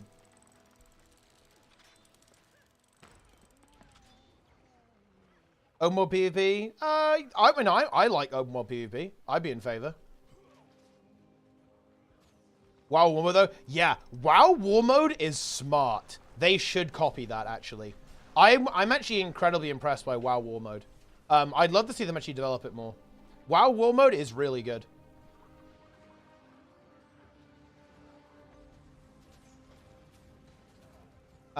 Most Raid Folks game can be slowly nudged to Mythic Plus. I mean, Mythic Plus is popular. Mythic Plus is popular, but raiding is as well. Like, raiding is extremely important in WoW. Like, you can't drop it. What is it? So, War Mode is this rather interesting system. What it does is, when you enable it, it basically warps you into a copy of the world where open world PvP is fully enabled. So instead of having like some people opted in, some people opted out, all playing together, it basically warps you into a version of the world where everyone is PvP flagged. And so you kind of get the best of both worlds, basically, because like all the people who want a PvP like end up in the same spot. And they also have like bonus objectives and quests and stuff that kind of funnel you around. And there's like actual like constant PvP. Is one actually active these days? Yeah, for sure. The last time I actually have it on always on my DK, weirdly enough. But yeah, there's like always people there PvPing.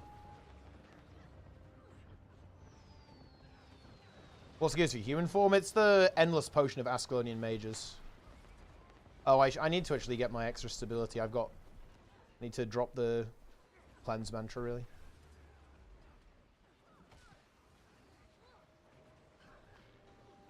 Ads and balance during key moments and tournaments. Yeah, that like that. ArenaNet actually made a mistake. ArenaNet listened to pro players about balance. And that was an error. I think you should never do that. You can listen to good players and players who understand the game, but in my opinion, you should never listen to people who play your game professionally. Because they are not going... Okay, so... Here's an interesting thing. If you play the game professionally, you want stability. You don't want volatility. Especially in a PvP game, you're going to want to design the game in such a way that you... It's not even, like, balanced in such a way that you win. It's designed in a game in such the way that you win. Right, and that means like very, very low volatility, which can honestly get really, really boring. And also, you don't want change. You don't want the game to change. If the game changes, then all of a sudden your strat might not work anymore. Or like your build, you might have to learn a new build, and maybe you're not good at that. And maybe that means that you get dropped off your team and like someone else replaces you, right? Or you know, like another team is better than you now. Like you don't want that type of volatility if you're a top player. You should never listen to pro players if you are a game dev. Listen to good people, but do not listen to people who play your game for money. Mega fast gameplay. That actually can be a problem, I think, because if you make the game faster, if you make it essentially more mechanical, that means that the better player will win more often. Guild Wars 2 is actually in this position right now, in my opinion. Like... this is really interesting. Like, we can go over this here. So, Guild Wars 2, in my opinion, is simultaneously in a state where, like, skill doesn't matter that much, but also the best players will always win. And I'll tell you why. It's because the game is very easy to play, in my opinion, these days. Like, it's less skillful than it used to be. But, and this is the big but here, is that if you don't press your buttons as well as the other guy, you will not win. You know, it's really not going to work for you. Like, if you don't have, like, the ability to actually keep tempo with the best players, you cannot win. And that, in a lot of ways, is exactly what top players want, pretty much.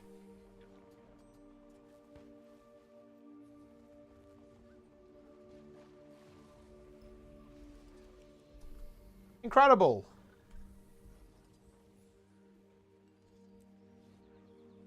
Would you say it's okay to listen to someone like Max and WoW, or is it mainly for PvP? I mean, Max is a PvE guy.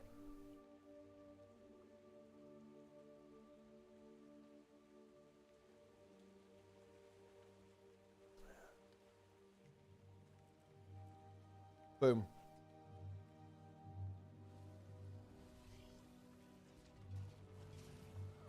So yeah, for PvP, you want to go for PvP Andes. He plays especially in raids? Oh, yeah. Oh, you're asking me, would it be okay to get his opinion on PvP? Well, to be honest, I would... okay, so to be clear, it's fine to get people's opinions, but you shouldn't ask them for advice, right? You should ask them questions and like, learn how people are doing things and what people are doing. But the devs need to come up with what they're going to do. Like, the devs should direct balance. The devs should direct how things get run, pretty much. Oh, for PvE stuff? Well, I mean... Oh, you mean... Yeah, I mean... Yeah, I mean, even that is not ideal, because at the end of the day, like, Max is going to be informed by players in his guild, I would imagine, who do play PvP professionally. Like, Liquid has pro PvP players. Like, Trill is, I think, like, the really well-known example of this, obviously, among others, of course. So, I mean, maybe, I don't know, who knows. Don't copy it word for word. Approach it with nuance. Well, it should be, like, the devs should interpret it and then decide a solution. in my opinion.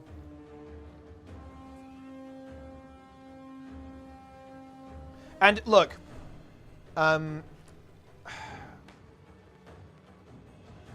say this as a sweat, by the way, guys, and I will justify this.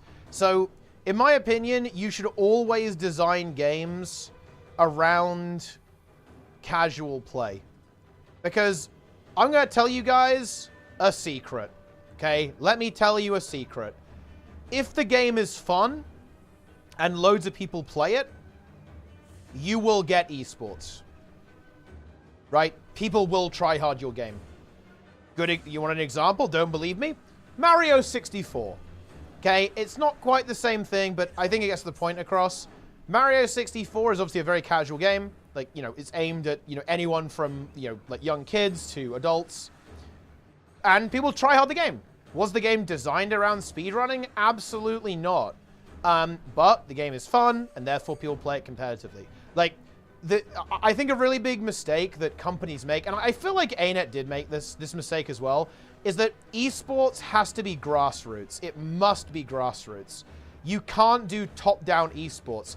Funnily enough, by the way, guys, actually, I feel like this is a mistake that Blizzard makes fairly often. I'd have to look into the history of the Overwatch League, but I believe that was executed relatively poorly. And this was definitely the case with StarCraft 2. They tried to make it a little bit too top-down, I think. Although, to be fair, it worked. I mean, SE2 Esports, in my opinion, was still like the best esports fucking ever. It is my favorite esport game. I think it is the greatest esport of all time. Not even close. Okay, every other esport is dog shit. Unwatchable garbage. But still, yeah. Literal racing, how is it not competitive? It wasn't designed around competition, though.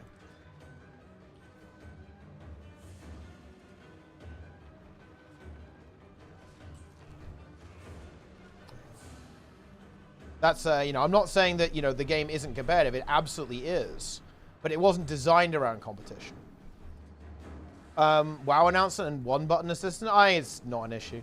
Like, man, this is another like big video topic, to be honest. But I think it's important to understand like why Blizzard are adding that.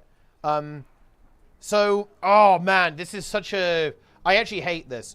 Like, the narrative around this thing is really bad. So people are saying, oh, this is Blizzard admitting that their game is too hard and too complicated. I actually disagree with that. That's not what they're saying. What Blizzard is saying, and by the way, they very explicitly say this in the video, which makes this more annoying. They're not saying our game is too complicated and we just, we can't fix it. What they're saying is that there are loads of people who play our game purely for the story, for dressing up their character and running around in the world. And they don't care about pressing buttons. And they just want to do that, and we want to enable them doing that because that's the playstyle they like. And they're finding frustration in, getting farmed by, open world mobs, right? And that is how it is. And people are spinning it, and there's, a bunch... I really hate the discourse. It's so bad, actually. People are spinning this and making it sound like, oh, yeah, WoW is completely insurmountable. All these MMOs are completely unplayable. Now, don't get me wrong. I think that, especially WoW has some button bloat. Like, do I really need 45 keybinds on my Resto Shaman? Maybe not. On my Brewmaster Monk, that's maybe a little bit overcooked. But I don't know. I think it's fine. Classes to be complicated narrative. I think they're, dude. Honestly, I think Blizzard is pretty fucking based. I actually think they will not do that. Yeah. They shouldn't disable the button raids. I mean, it's going to be trash. I mean, they might have to nerf it a little bit, but it's not going to be good DPS. Or it shouldn't be anyway. I don't think it needs to be disabled in raids. If you wanted to, you could make it, only work in LFR and normal. What does it do? So, basically it has a priority list, and it just, if you press one button, it will do a basic priority rotation for you.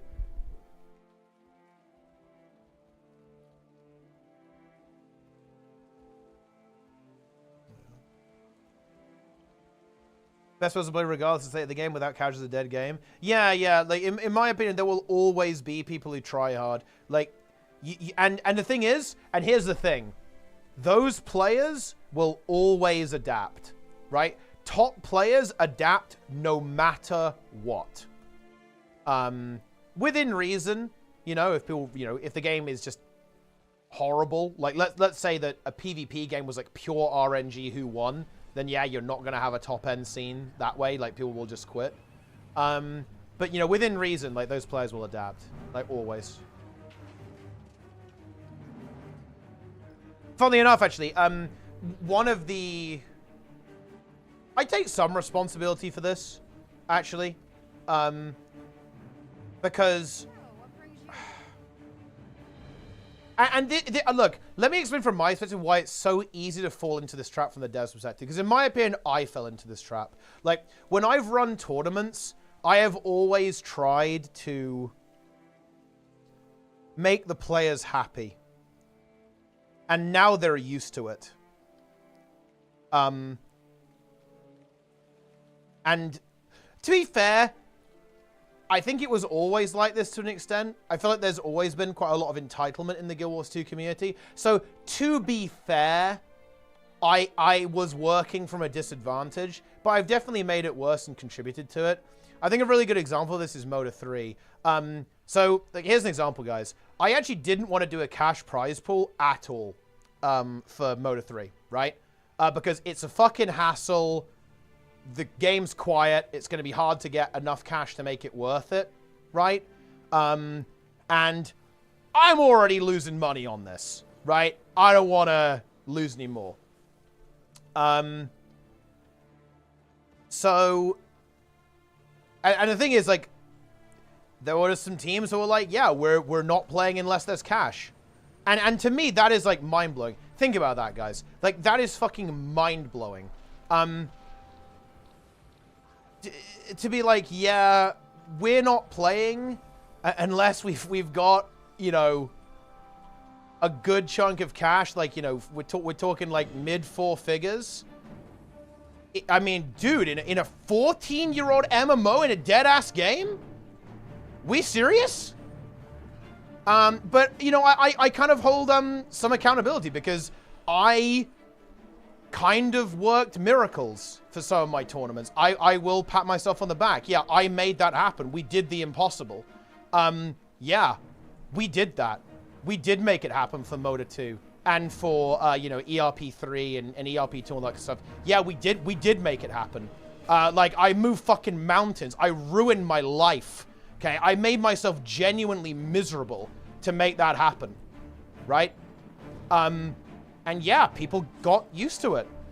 And now people expect it. And that's bad. It's very much a case of the tail wagging the dog rather than the dog wagging the tail. It's really unhealthy. The Guild Wars 2 competitive scene, I think, no joke, is some of the unhealthiest I've ever seen. I don't think I've seen a high-end scene less healthy than Guild Wars 2. And I'm not talking about population. I'm talking about attitude, right? And look, there's a reason why people like Jaw quit.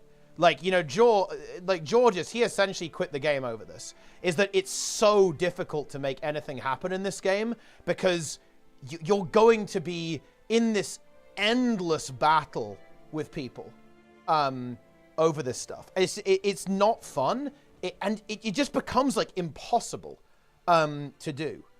How do I even describe it? It's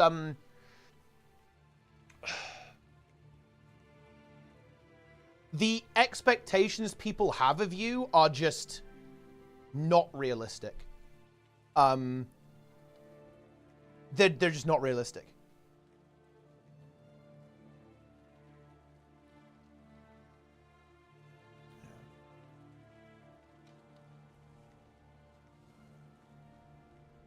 And by the way, guys, look, I'm gonna say it.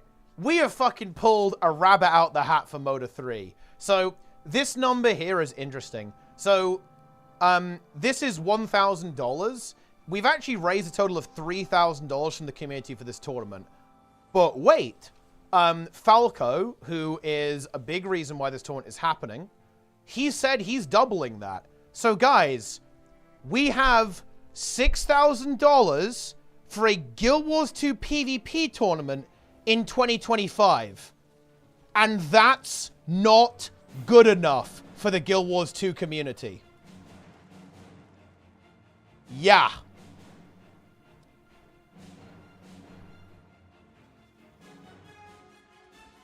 Okay. I don't know what to tell you. Like, again, we've done it. We've done the thing.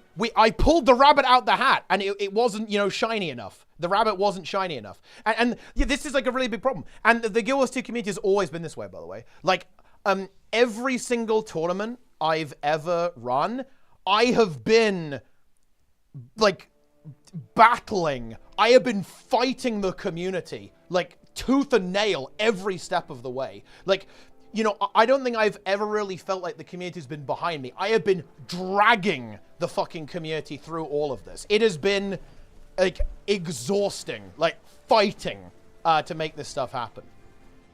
And, yeah, not good.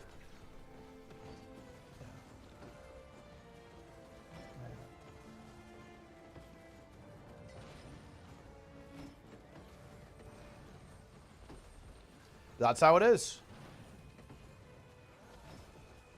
Why do you keep doing it if you don't appreciate it? Because I personally enjoy it. Look, I will actually admit my motivations for these tournaments are... I mean, they're not entirely selfish, but there's a selfish component to it. Like, I like this stuff. I like the tech. I view it as like a big form of personal expression that I also really enjoy. It's like, I am showing you guys my vision, my ideas, and I think tournaments are like the purest form of that, or like the purest form that I have found to do that. So that's why.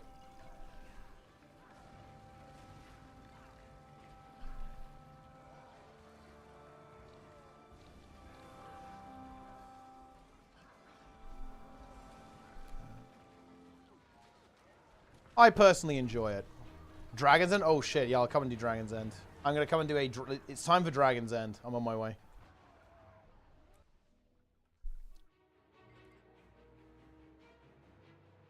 Not aware that Motor 3 is probably the last video you will host and just sent back after this year. I mean, probably, I guess. Oh yeah, it has. In my opinion, it's always been this way. And my understanding is it has always been this way. Yeah.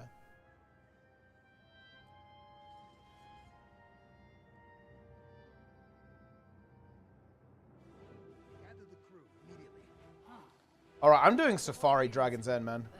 Yes, sir. I'm on it. Okay. Wait. They're in Snowden Drifts. Wait, is there a com?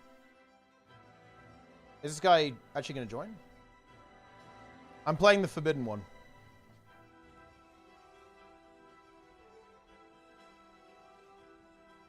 And is most of it happening? Oh yeah, it'll happen.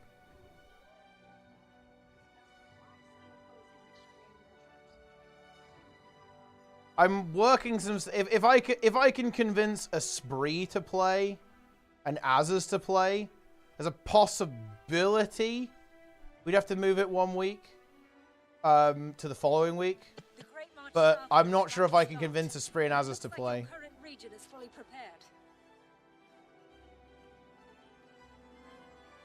But yeah, everything is according to plan. Yeah, I'm working on that. Are they allowed to play? Yeah, they're allowed to play.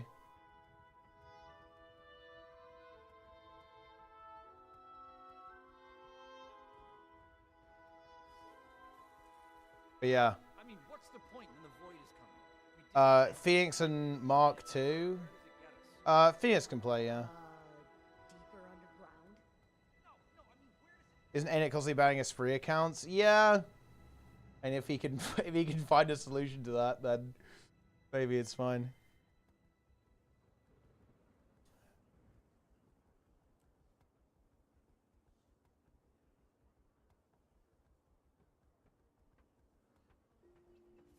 Incredible.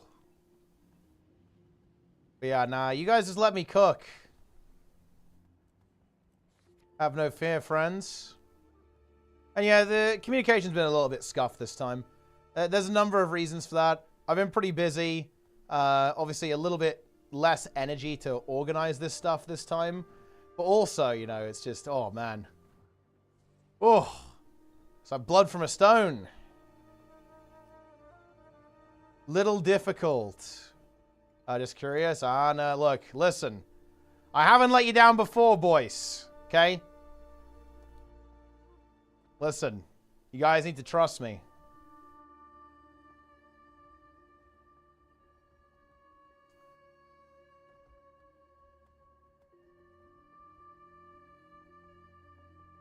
Oh, yeah. Castley should play in Mota as well. That's a good point, actually. Make a team.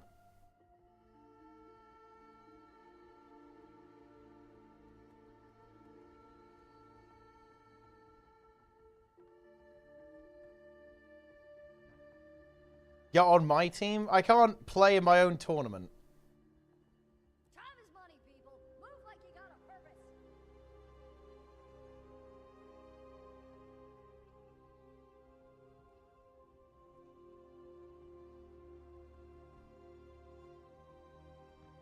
Anyone for tag? I never tagged this matter. This is content.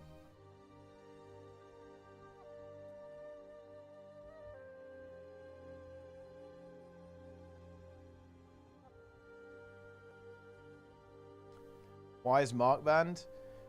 Mark is banned because he tried to sell a ArenaNet partner program title.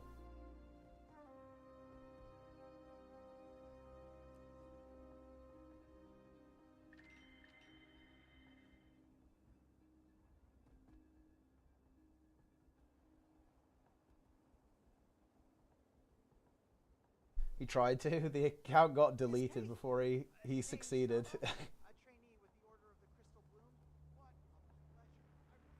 Also, why is this guy not even on the map yet, by the way? What's happening here?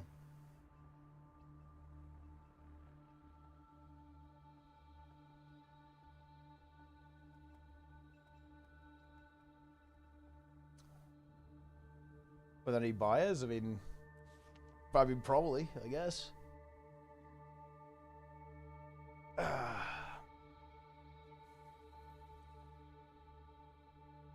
Incredible. Okay, he's here now.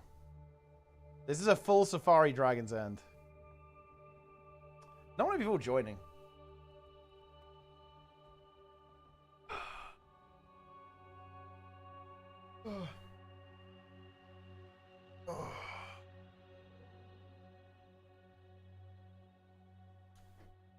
Incredible.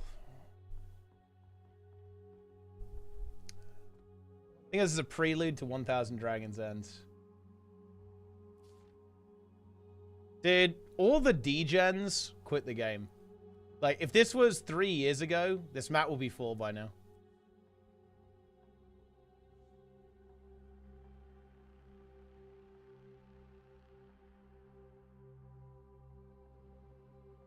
Yeah.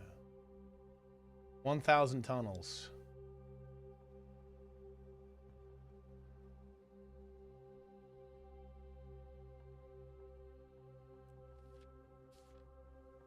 Can't even get 10 people on all of NA.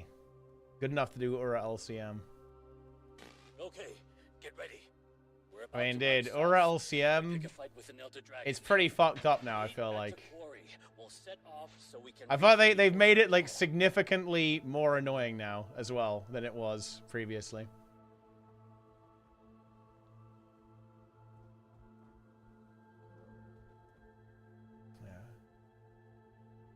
Pond. Enjoy the pond. Ah, Lara with the raid. Congratulations on slaying the Lich. We actually killed Shira yesterday, so we're kind of doing the same thing. Hello! Yes, you defeated the Lich. You saved Tyria, Lara. Good job. Shame about unleashing all those Titans, though. What did you pick? What did you pick for your green weapon? Deldramore thing. We're doing Dragon's End. I'm getting ready for 1K Dragon's Ends.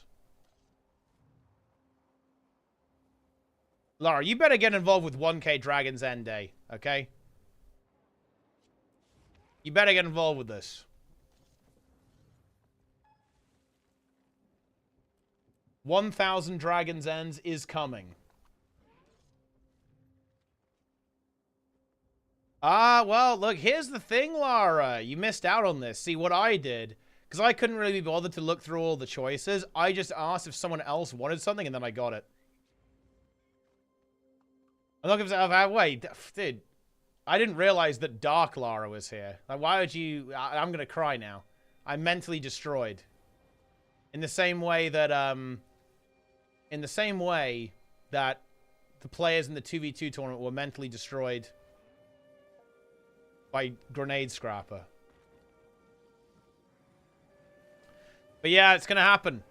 Look, this is the plan, Lara. Before, but maybe like, you know, next weekend, maybe. I will get 1,000 people doing Dragon's End at the same time. So we will have, realistically, we're gonna have, what is that? It's gonna be 17 maps of Dragon's End going at the same time. That's epic. That might be like the most ever that have been going simultaneously. That's what we need.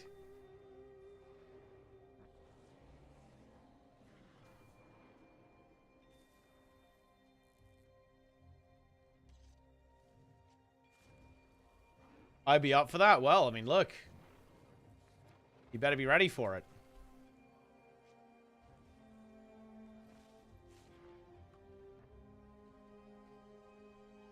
How will he do it? Listen, look, we're doing a midnight Dragon's End here, guys.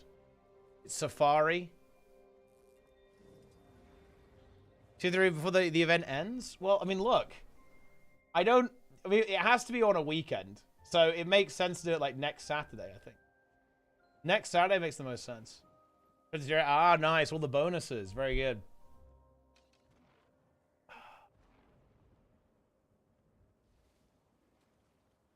Well, look, you know what you got to do. Now you have to do the Fissure of Woe. Maybe Sorrow's Furnace. Wish you didn't do Sorrow's Furnace. We didn't have time. If I had the map unlocked, well, unlock the map. Get in here.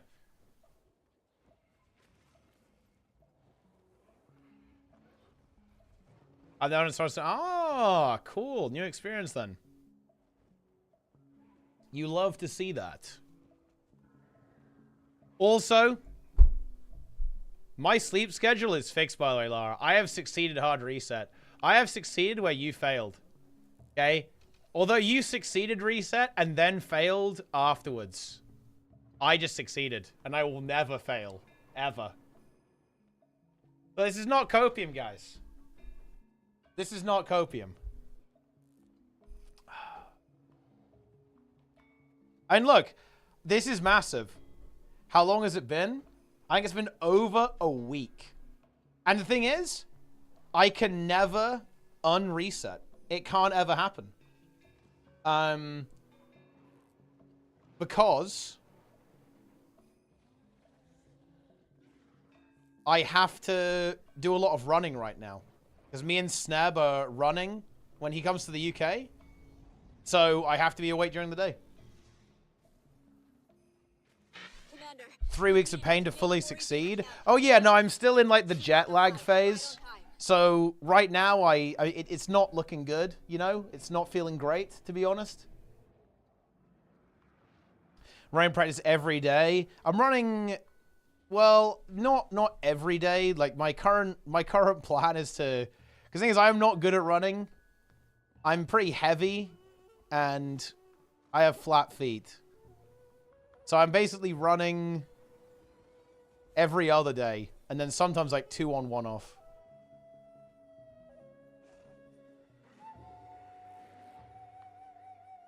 That's the plan.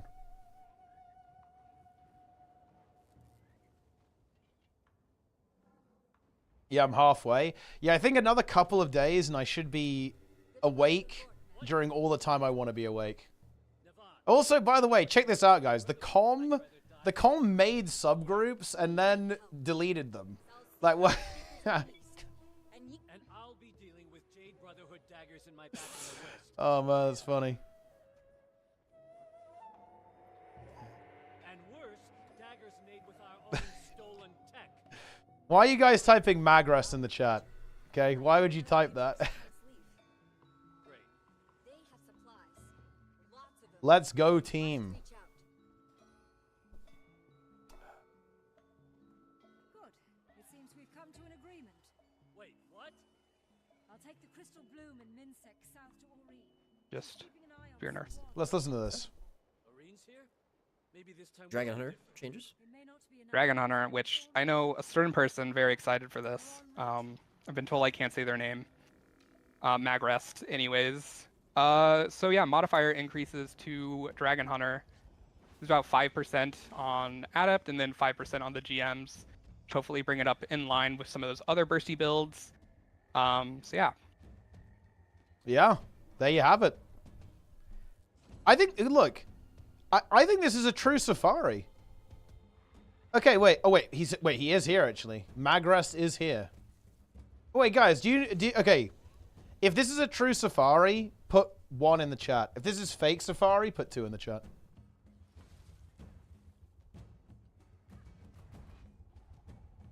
Great Second job clip. readying everyone earlier. Look at all these people joining the escort. Magrist, Magrist, Magrist, Magrist, Magrist, Magrist, Magrist, Magrist, Magrist. Beautiful. Magrist, Magrist, Magrist. Yeah, the audio, the text-to-speech didn't quite work out, did it? You hate to see it.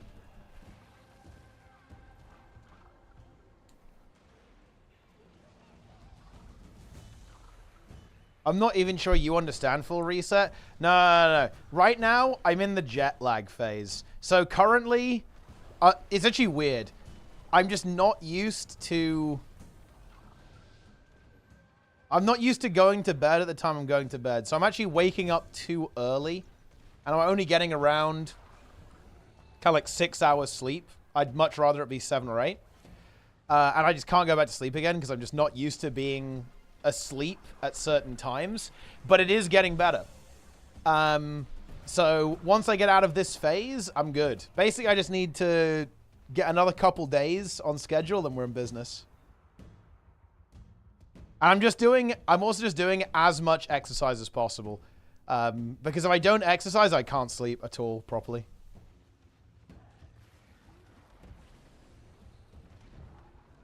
So it's just, you know, every day is a big day.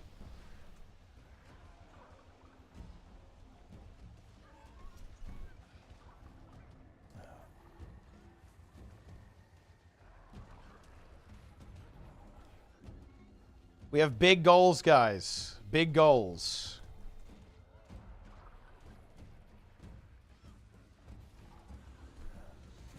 Mostly endurance. Well, endurance and strength. I'm not really, you know, I don't feel that strongly about distance running. Snev does want to run a marathon at some point. I have pledged to do it with him, so we are gonna have to do endurance training, unfortunately. But I will be doing strength as well. Keep moving. They're just stalling us from our real objective. Like first goal for me, strength wise. Like yeah, the big one that I want to do is I want to be able to do 120k bench, 5 reps. Careful, everyone. The observatory's being protected. That is what we want to do. Spray dragon.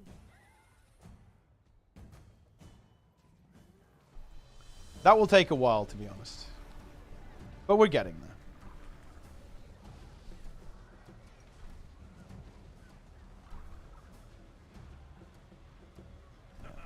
You're kidding, right?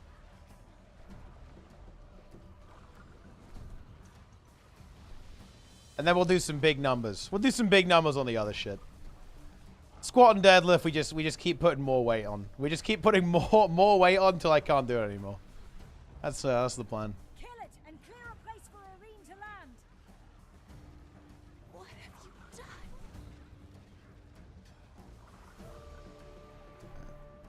After a week or two, it's fine. It's something that I'm not particularly good at, to be honest. I've always been a sprinter, right? Like, when I was swimming, I did... The longest distance I did was 100 meters. 200... Well, the occasional 200 meters. And even that is still kind of a sprint, really. Let's move the goalpost. Look, we never... what you mentioned at the moment?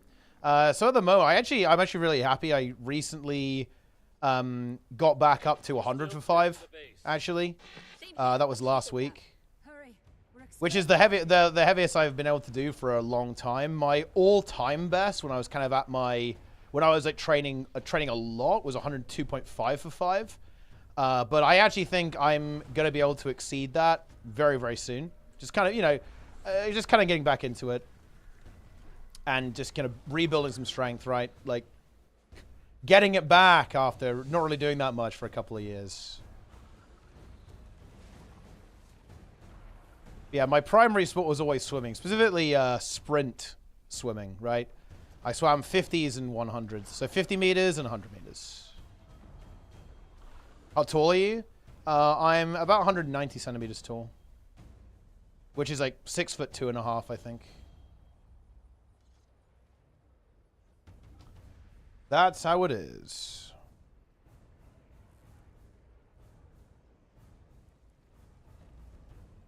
Incredible.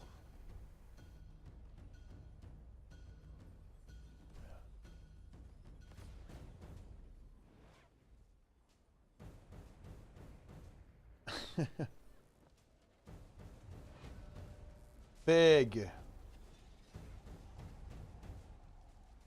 You get heavier, not good for runs. Yeah, I'm well, I mean, obviously my goal is to basically like lose body fat and like gain muscle. Oh, I need to actually go and do the content. We did Slavers. They did it the unclean way. Wait, you did Sorrow's Furnace, Mice? Or wait, you did Slaver's Exile? Wait, it can't be Slaver's Exile. You can't even go there yet. Or do you mean like on non-HC? Oh, you do, not on HC then? Yeah, okay. Yeah. Whoa there, you okay? I'm fine, but the hatchery is Snort creatine. Look on it. One of the things I do actually need to That would be highly problematic. I do need to look at protein intake. Actually, I'm not. Look, this is going to be blasphemy to some of you guys, but I've actually never worried about nutrition ever. And that's because I used to just eat a lot. When I was training, when I was swimming, guys, I think it was probably impossible for me to have any kind of issue with macros because I was eating 4,000, 5,000 calories a day, every day. Honestly, probably sometimes more than that. So I was just eating and eating and eating.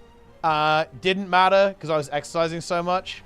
And I was getting a lot stronger. And I was like pretty strong at the time. But that's what happens when you do like a lot of swimming, I guess. But like now I'm not really doing nearly as much swimming, so I might have to have a look at it a little bit. Yeah. I'm also older now as well. Didn't do all of hard mode, only Duncan. Oh, I see what you mean. Yeah. Okay, so they did normal mode then hard mode for Duncan. Yeah. Running shoes with pronation helps a lot. And I got good running shoes, but I don't really know anything about it, so I don't have anything specific. But like the running shoes did help a lot actually. They feel a lot more comfortable than like the regular trainers I had. Actually, like a lot better support, which is pretty good. But yeah, if I do continue having problems, then I guess I would get some insoles or some bullshit or whatever to try and correct that. But honestly, hopefully I'm just able to kind of adapt to it.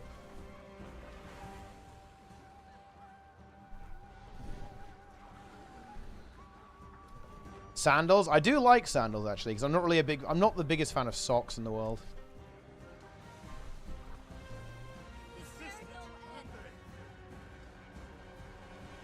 Feeling fresh? I'm always fresh.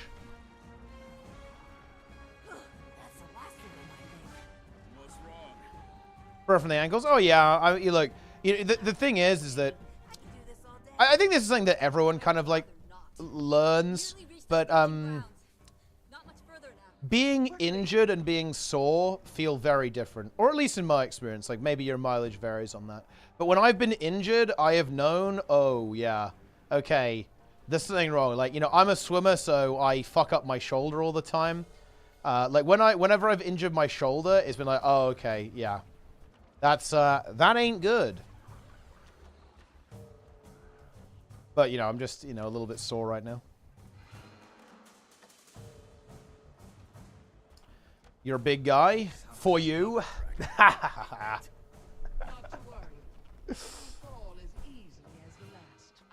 Yeah. Dude, that's actually big. Syraxer is also getting massive in the gym. Love to see that.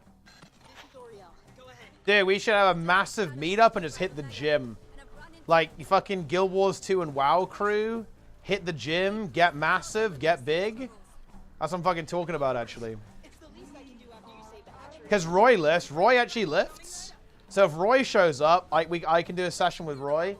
Envy, actually, I'm not sure if he lifts now, but he used to actually be into lifting big time. I said 10 kilogram gaze. Nice, nice, nice, nice.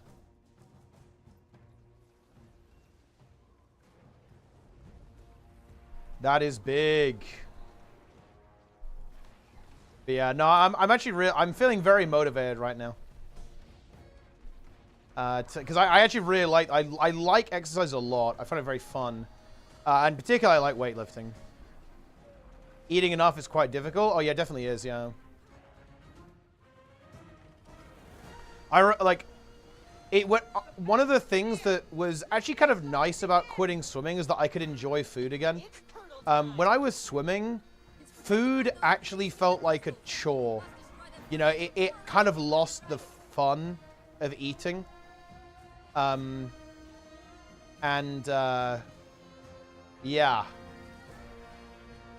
It got really annoying. Because, you know, and like, that's, I was eating, you know, 4,000, 5,000, 6,000 calories a day. People eat way more than that. Like, some people do 10,000, right? If like really big powerlifters, bodybuilders, and so on, and like elite level athletes. But yeah, eating at that level is annoying. It's extremely annoying, actually. Yeah, it feels like you're just eating all day. You just have to keep eating constantly. You eat, then you're like, yeah, you're not hungry for like 2 hours, and you have to go again. Super annoying.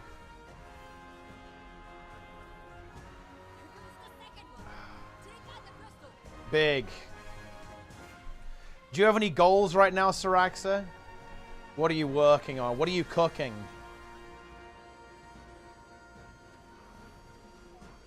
So, Total trying to do 40, 60 AM, and yeah, I mean, maybe.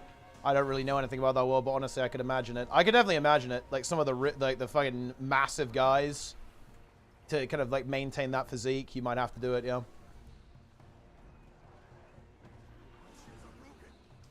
Interval sprinting uphill with a bike. I'm actually really lucky. I kind of live near a hill, so you know, there's a lot of uneven terrain, so that's easy to integrate.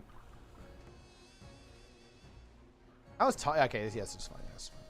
I was like thinking, like, is this taking a long time? I don't know. Plus my body weight, looking at legs and arms around to get some quick gains. Well, there you go then. We love to see that.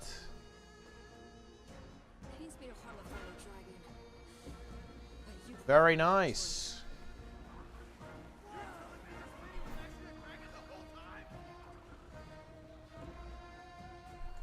Do you have any particular lifts that you're targeting? Or like just working on mass? Being massive? You need to play Colossus Warrior, no? In retail.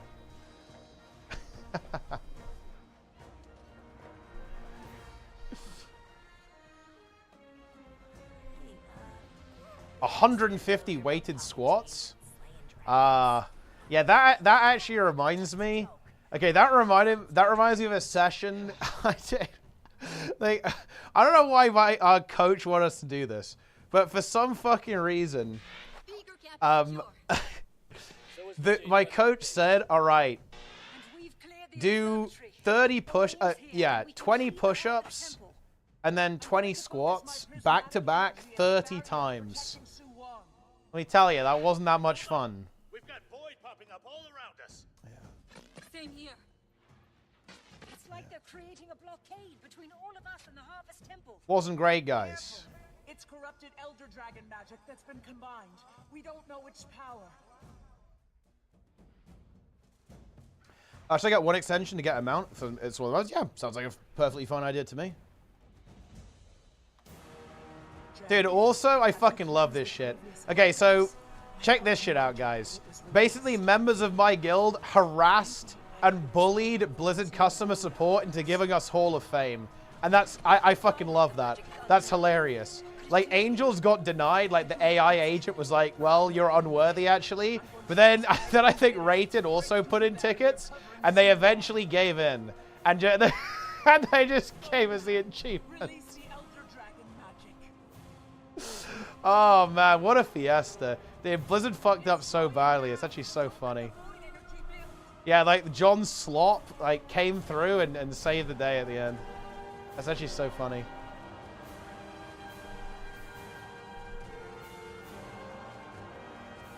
What happened? So, I fucking love this shit. This, by the way, is one of the reasons why I view Blizzard as based. So, they don't give a fuck. Basically, Hall of Fame is top 200 guilds get a special achievement for clearing the raid. Like, if you have the first 200 guilds, you get a special achievement. Now, halfway, I shit you not, guys. Halfway through the raid, they changed how it works. So previously, you just had to kill the end boss. But here's the thing. That's dumb. It never should have been that way. It should always be the entire raid. But basically, it was a particular issue because the end boss was easier than the earlier bosses. Like, it was easier than the 7th boss. The 8th boss was easier than the 7th boss, basically. So what people were doing is that they were basically buying an instance with the 7th boss dead to skip to the 8th boss. And this is kind of fucking up Hall of Fame. So they changed the requirements so you have to have killed the last 3 bosses. But they did this during the race, by the way. They didn't wait and say, oh yeah, we recognize this is an issue, we'll fix it for next tier. They did it during the race, which obviously caused a lot of problems for guilds, scheduling issues, because, you know, they were working on the end boss, they weren't able to, you know, kill the other bosses, so they had to go back and manually add people to Hall of Fame as opposed to it being automated. It was an absolute shit show. Oh man, but you know what? Blizzard is based because they just did it, you know? They weren't like, oh, we have to think about the players' feelings. They were like, no. How about fuck you, right? We do, you know, we have now determined that we will fix this. We do not care about what you guys think about it, and we're doing it now. Like, oh, that's funny. Well, they actually should have gone further. There is no reason, there is zero reason that Hall of Fame shouldn't be every boss in the raid. It should be, it should be every boss in the raid. Like, it doesn't really make that much difference because obviously, like, the end boss is, like, typically harder, but, like, why not, right? Is there any justifiable reason, like, why not to make it, like, you know, all of the bosses? No, there isn't. Next season we get real Hall of Fame. That's definitely the dream, yeah. I think we can learn a lot from this tier. Definitely wasn't smooth, that's for sure, but we'll see what we can do. I really believe we can do it. We need to do some recruitment though, actually. We're gonna need a couple people for main roster, I think. By the looks of it.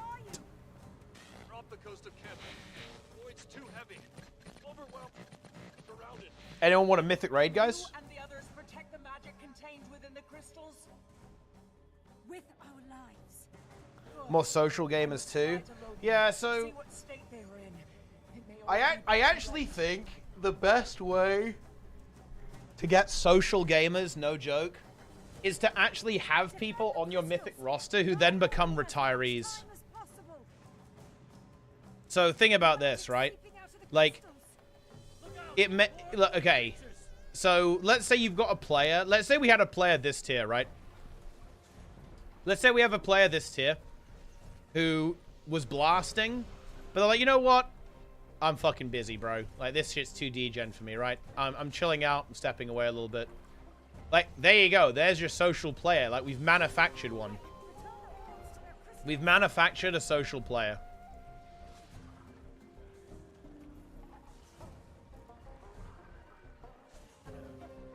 But that's honestly a good approach to do it. Because you're always going to lose people every tier. The thing is, guys, dude, Mythic raiding is very intense. It's like very intense. It is going to take you, you know, potentially 3 months to clear the raid. Like, that's a lot of time, guys. Like, you're raiding, one raid is going to take you a quarter of a year to beat. Yeah. This song is so good. I mean, it's EOD, of course it's good. Let's see, let's see, Lara has done a post. And that is a wrap on Season 1 of Return to Guild Wars 1. Guild Wars 1 does not end here. Oh, the Titan goes to the Underworld, the Fissure of Woe, Sorrow's Furnace. That's big, actually. Season 2.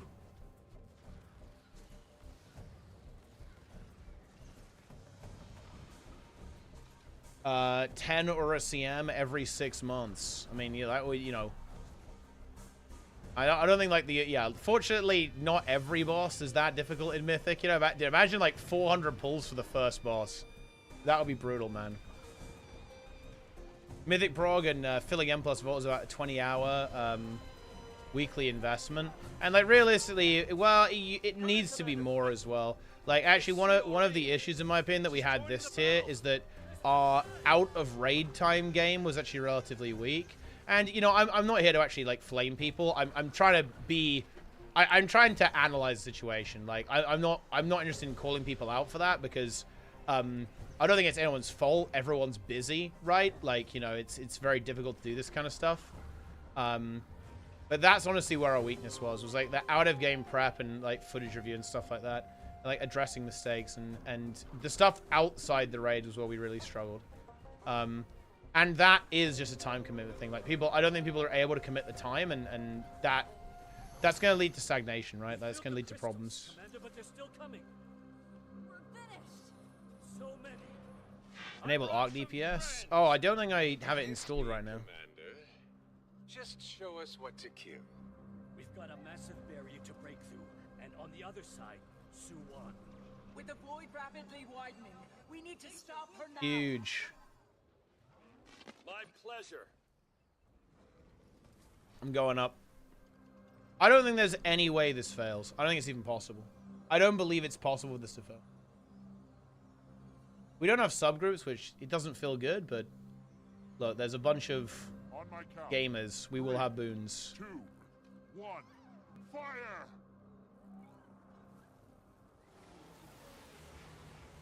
I don't think it's illegal to be 250 instead of 200. I mean, that's just the way it works, Mickey Mouse. But yeah, if you want to get any better than this, like you really have to start putting in a lot more time. Like, people you need people to be fixing their own mistakes, and it's actually it's not actually just individuals too. Like, for example, one thing that we should have done is that you know, we should have been going over, like, okay, something that's like very easy that we could have done is I could have said, hey guys, we're raiding One Armed Bandit tomorrow. Here's a time. I'm going to be on Discord at this time, and we're going to talk through the fight. And this will be outside of raid time, right? Like, outside of raid time. And maybe you don't get everyone. Not everyone can make that, obviously. That's the case. But that kind of thing is what you want to do. Like, you want to have time outside of raid to prepare, so everyone's up to speed.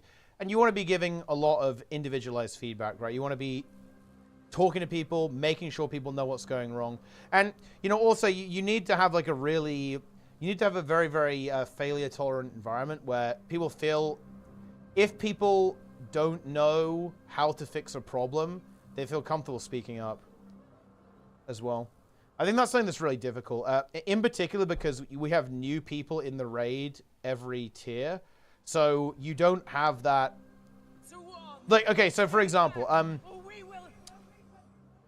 the people that I've played Mythic Plus with, like, I can say rated is fucking dog shit, right? And I can do that because we played a lot and we're chill, right? But it's a lot harder to kind of have that conversation with someone that you don't have that level of rapport with, right? With that level of familiarity. Like, for example, I can be like 100% frank with everything I think Rated is doing, and he can be with me, right? If he thinks I'm doing something wrong, he knows he can just say that to me.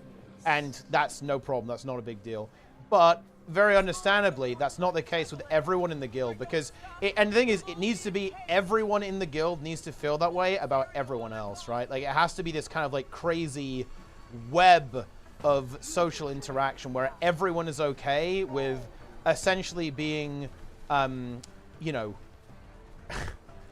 corrected by everyone else in the guild. And that takes it takes time. And it's also really difficult to actually just build that. It's like very difficult to build that up.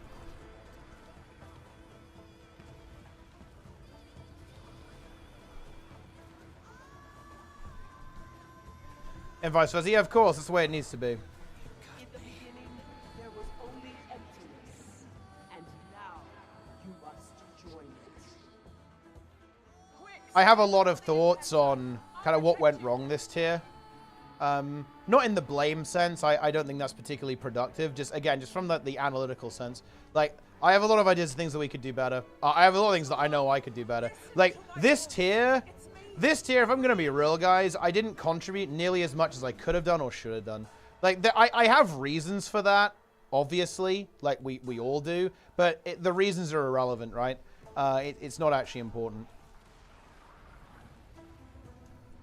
And me saying like, oh, well, you know, I couldn't do this because of that. It's like, well, you know, maybe that's true, but it doesn't change the fact that it was a problem that ultimately inhibited the progress.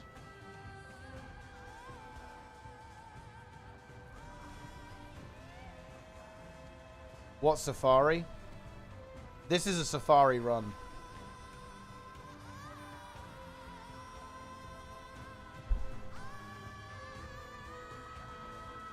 You know, one thing that I actually really need to understand, I kind of need to, this is one thing that I am a little confused on. I'm not sure what went wrong here. So, let me tell you my read on how our progression went. In my opinion, bosses 1 through 5, we were absolutely fucking owning. We were like world rank 120 when we killed Sprocket or something like that. We were doing really well.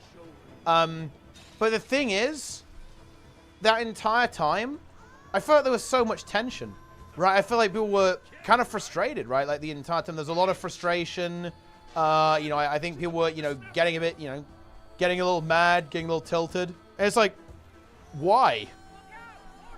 Like, I feel like we're owning right now. Like, we were owning these fucking bosses. Like, we were killing harder bosses earlier in the tier than we've ever done before. And I think people were still frustrated. I think there's maybe, like, that might have been a result that... that might have been a result of there starting to be, like, a time investment availability gap with, like, half the guild versus half of the other guild. Which I think is, like, an angle to think about, but I need to actually really think about that. I actually don't know why that was. I think that was a really big problem. That was, like, a very major issue. And then, yeah, Bandit, like, completely owned us. And I think a lot, in my opinion, all of our issues were mental. I don't think we had any problems with gameplay. Well, you know, we had problems with gameplay, but I think the reason we had problems with gameplay were because of mental issues, in my opinion. More so than anything else. It wasn't like we were incapable of doing it. We just, like, gaslit ourselves into believing that we couldn't. Yeah.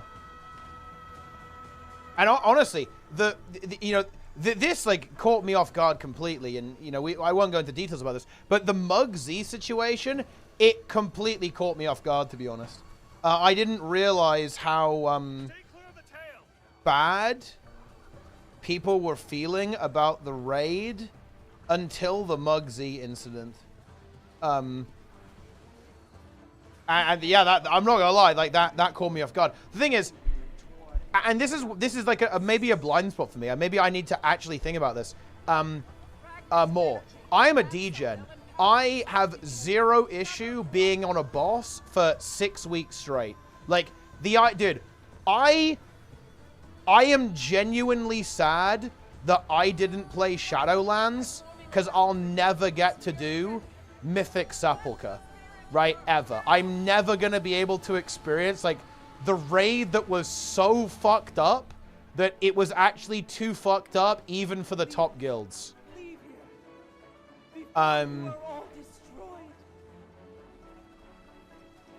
Like, that sucks. Like, that's the kind of player I am, guys. I'm down for that. I'm down for, like, 500 wipes. I'm down for 1,000 wipes.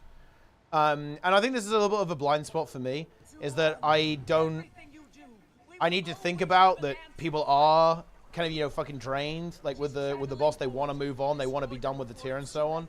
And ultimately, you know, like, I guess, you know, it's funny. I actually do think that raiding gets easier. It is very feast or famine. It's the rich get richer. If you're able to clear the raid in, like, 4 weeks, like, bro, that's actually so chill. Holy shit.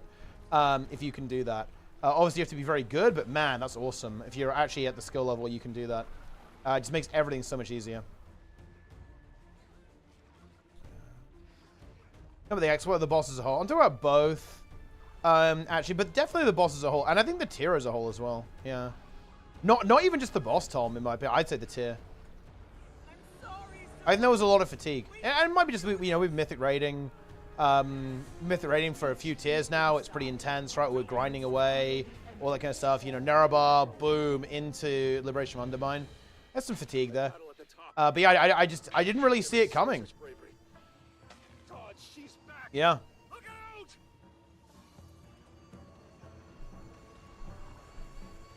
And when it comes to the exploit, like, you know, it's funny, like, you know, I know this is going to sound like a little bit like cope, but I honestly, I kind of didn't expect it to, like, be on the table. I didn't realize we were that frustrated, right, with the tier. And that's on me. I'm not going to, you know, I'm not going to say that's anyone else's fault. That could have been handled a lot better for sure.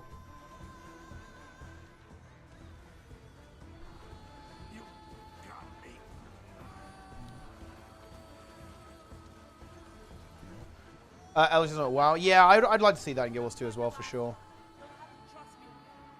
Guild Wars needs a graphic update? I mean, I don't know. I don't think it does. I kind of like Guild Wars 2, how it looks. Yeah. They say the game feels too casual, not worth the time. Well, I mean, I think that is kind of how Guild Wars 2 presents itself, to be fair. You are not dead, only disembodied, with senses heightened. Let's do this then. In one exploit, I do not choose to hold on to the group hostage for my preference. That's why I abstain from voting. Yeah. I mean, listen. What can I say? I mean, look. I am not a very agreeable person. It's genetic, guys. I was brought up this way. My mum is like this. Me and her, we are not agreeable, okay? We're menaces. What can I say? What can I tell you?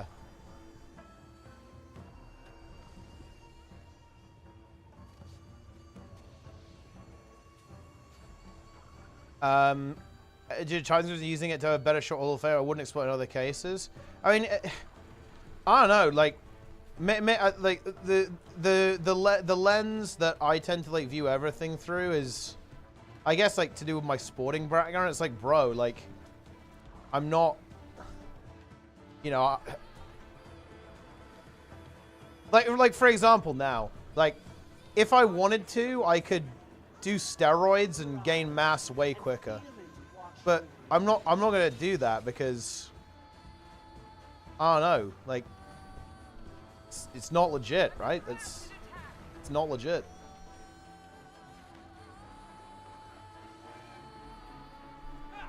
You're kidding, right?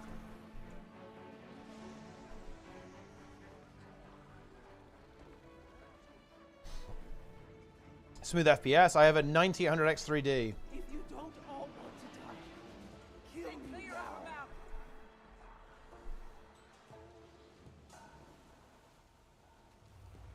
now. Yeah. Hold the group hostage. Yeah, I don't really want to discuss this, but like, I think this was weird. It's like, bro.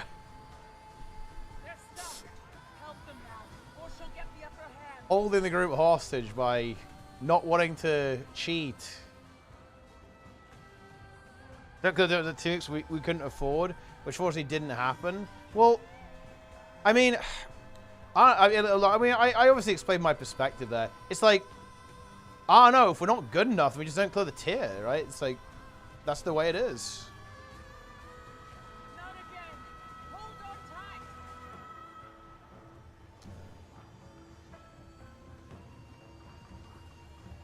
Look, fragments of energy. Grab some, they'll empower us. Be careful. Some are corrupted.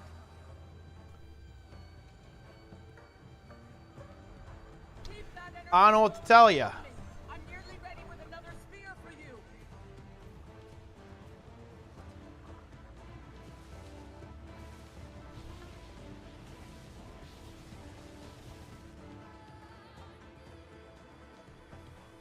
Mugs was into out. Oh boy, like that. Okay.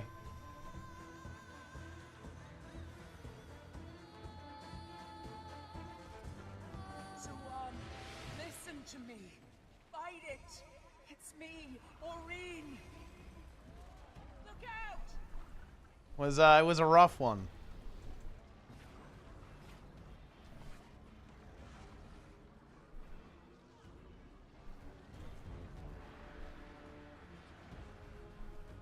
It was a rough one.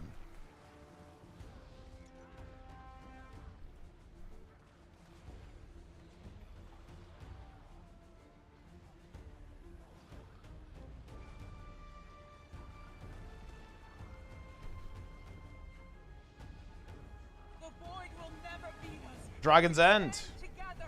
Should have pulled the plug on Guild Wars 2 here. Yeah, dude, this is the peak. Inside.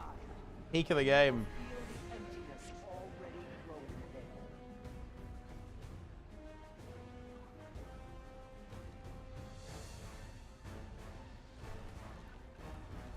Pretty good on galleys.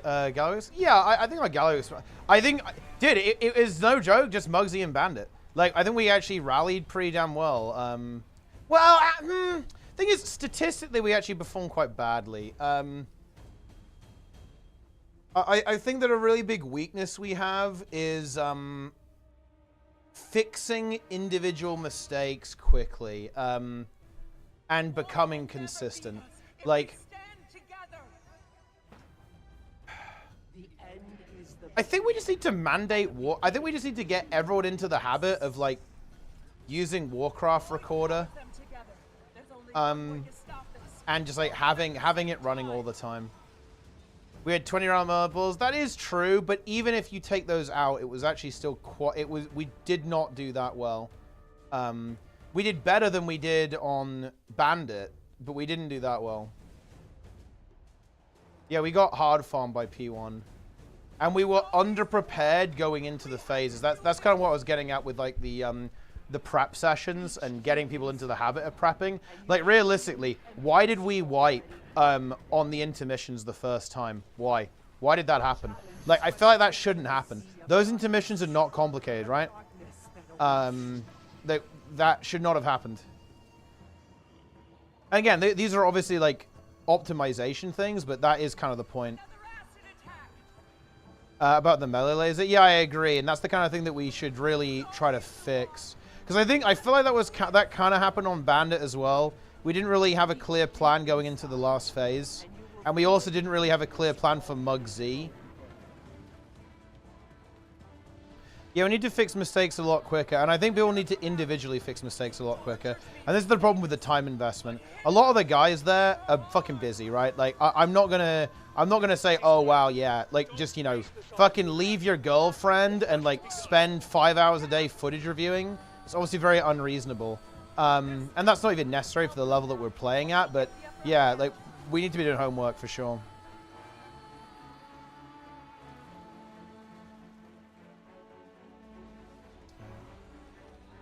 I have some ideas, though.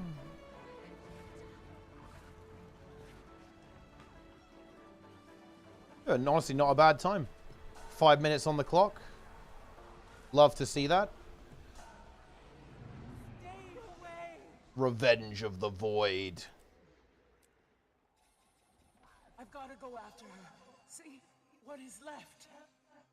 I think a lot of that can be kind of addressed with leadership. Also, look, I'm going to say it.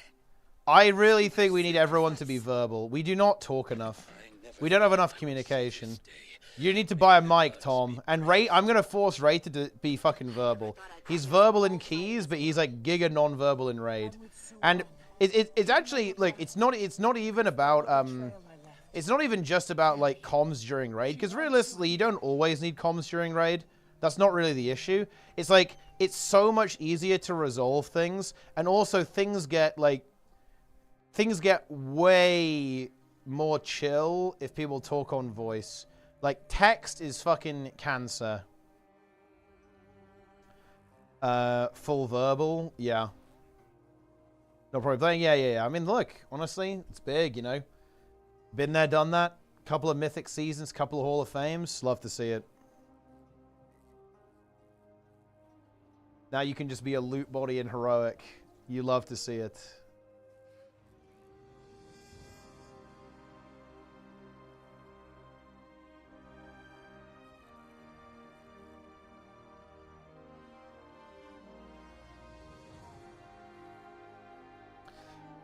Yep. Never forget how we united and emerged before it. Gongon. Yeah, it's a new character name right then.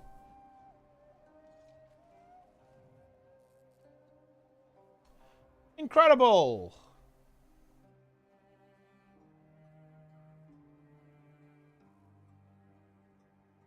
New unhinged raiding schedule, 4 a.m. to 2 p.m. Target dummy rotation practice. Hell yeah. You know, funny enough, actually, our DPS is just one of the things that we really don't struggle with. Our DPS is good. It's our mechanical execution that's not great, to be honest.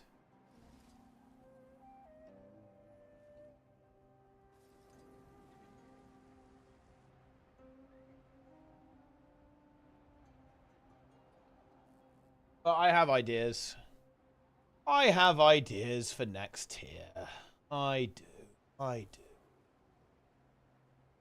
Not a problem.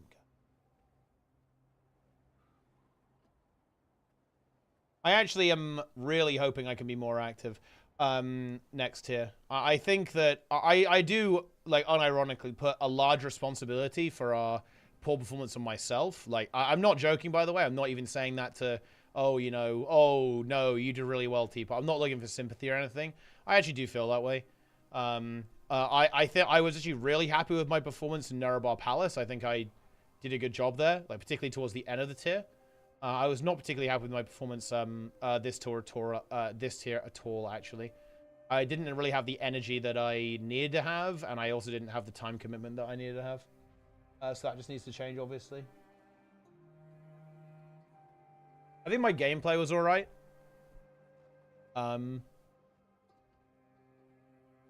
But leadership-wise, it wasn't really there. This is going to be the mother of all celebrations. Green searing? Funny enough, yeah. Basically, Shiro just yelled really loud, and then everything went green. Maybe that'll help you be more active. I mean... I need to become a full-time WoW streamer. Honestly, that would make things incredibly easy. Like, outside of that, I just need to actually be a bit more organized, to be honest. A bit more organized and just lift some heavy fucking weight. Like, that's the reality.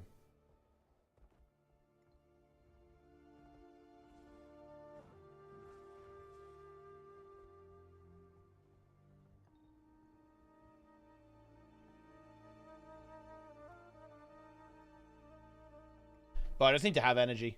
I need to sleep a lot. I need to be awake a lot. I need to yell at people a lot. That's what needs to go down.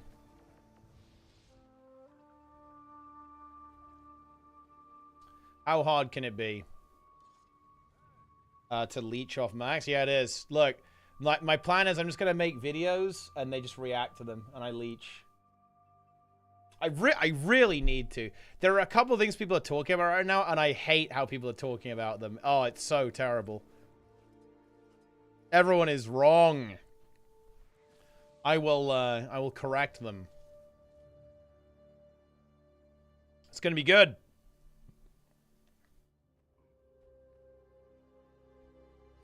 Epic.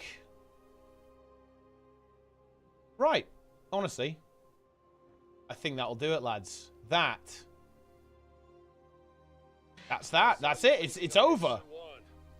It is over. Binga. Binga indeed. Go hear him. I'm raiding this guy. Burn, Logging Guild Wars 1. Oh, there's 1 a.m. I'm eating something, then I'm going to bed. Look, I am up bright and early.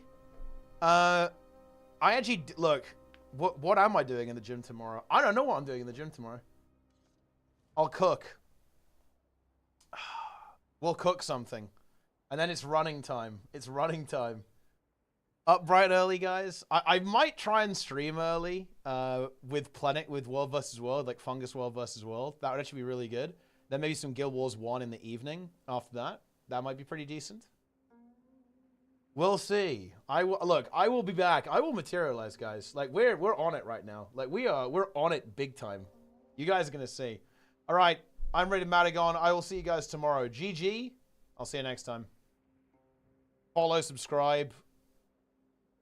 Oh, by the way, the referral link works for Guild Wars 1, if you can believe it. Wow. What about that, guys? What do you go? That's crazy, no? So if you buy Guild Wars 1 accounts, like 50 accounts, that also works. Boom. I need to do ! Guild Wars 1 too, I guess. So people can buy accounts using my referral link. Anyway, that's it. I'm out of here. GG.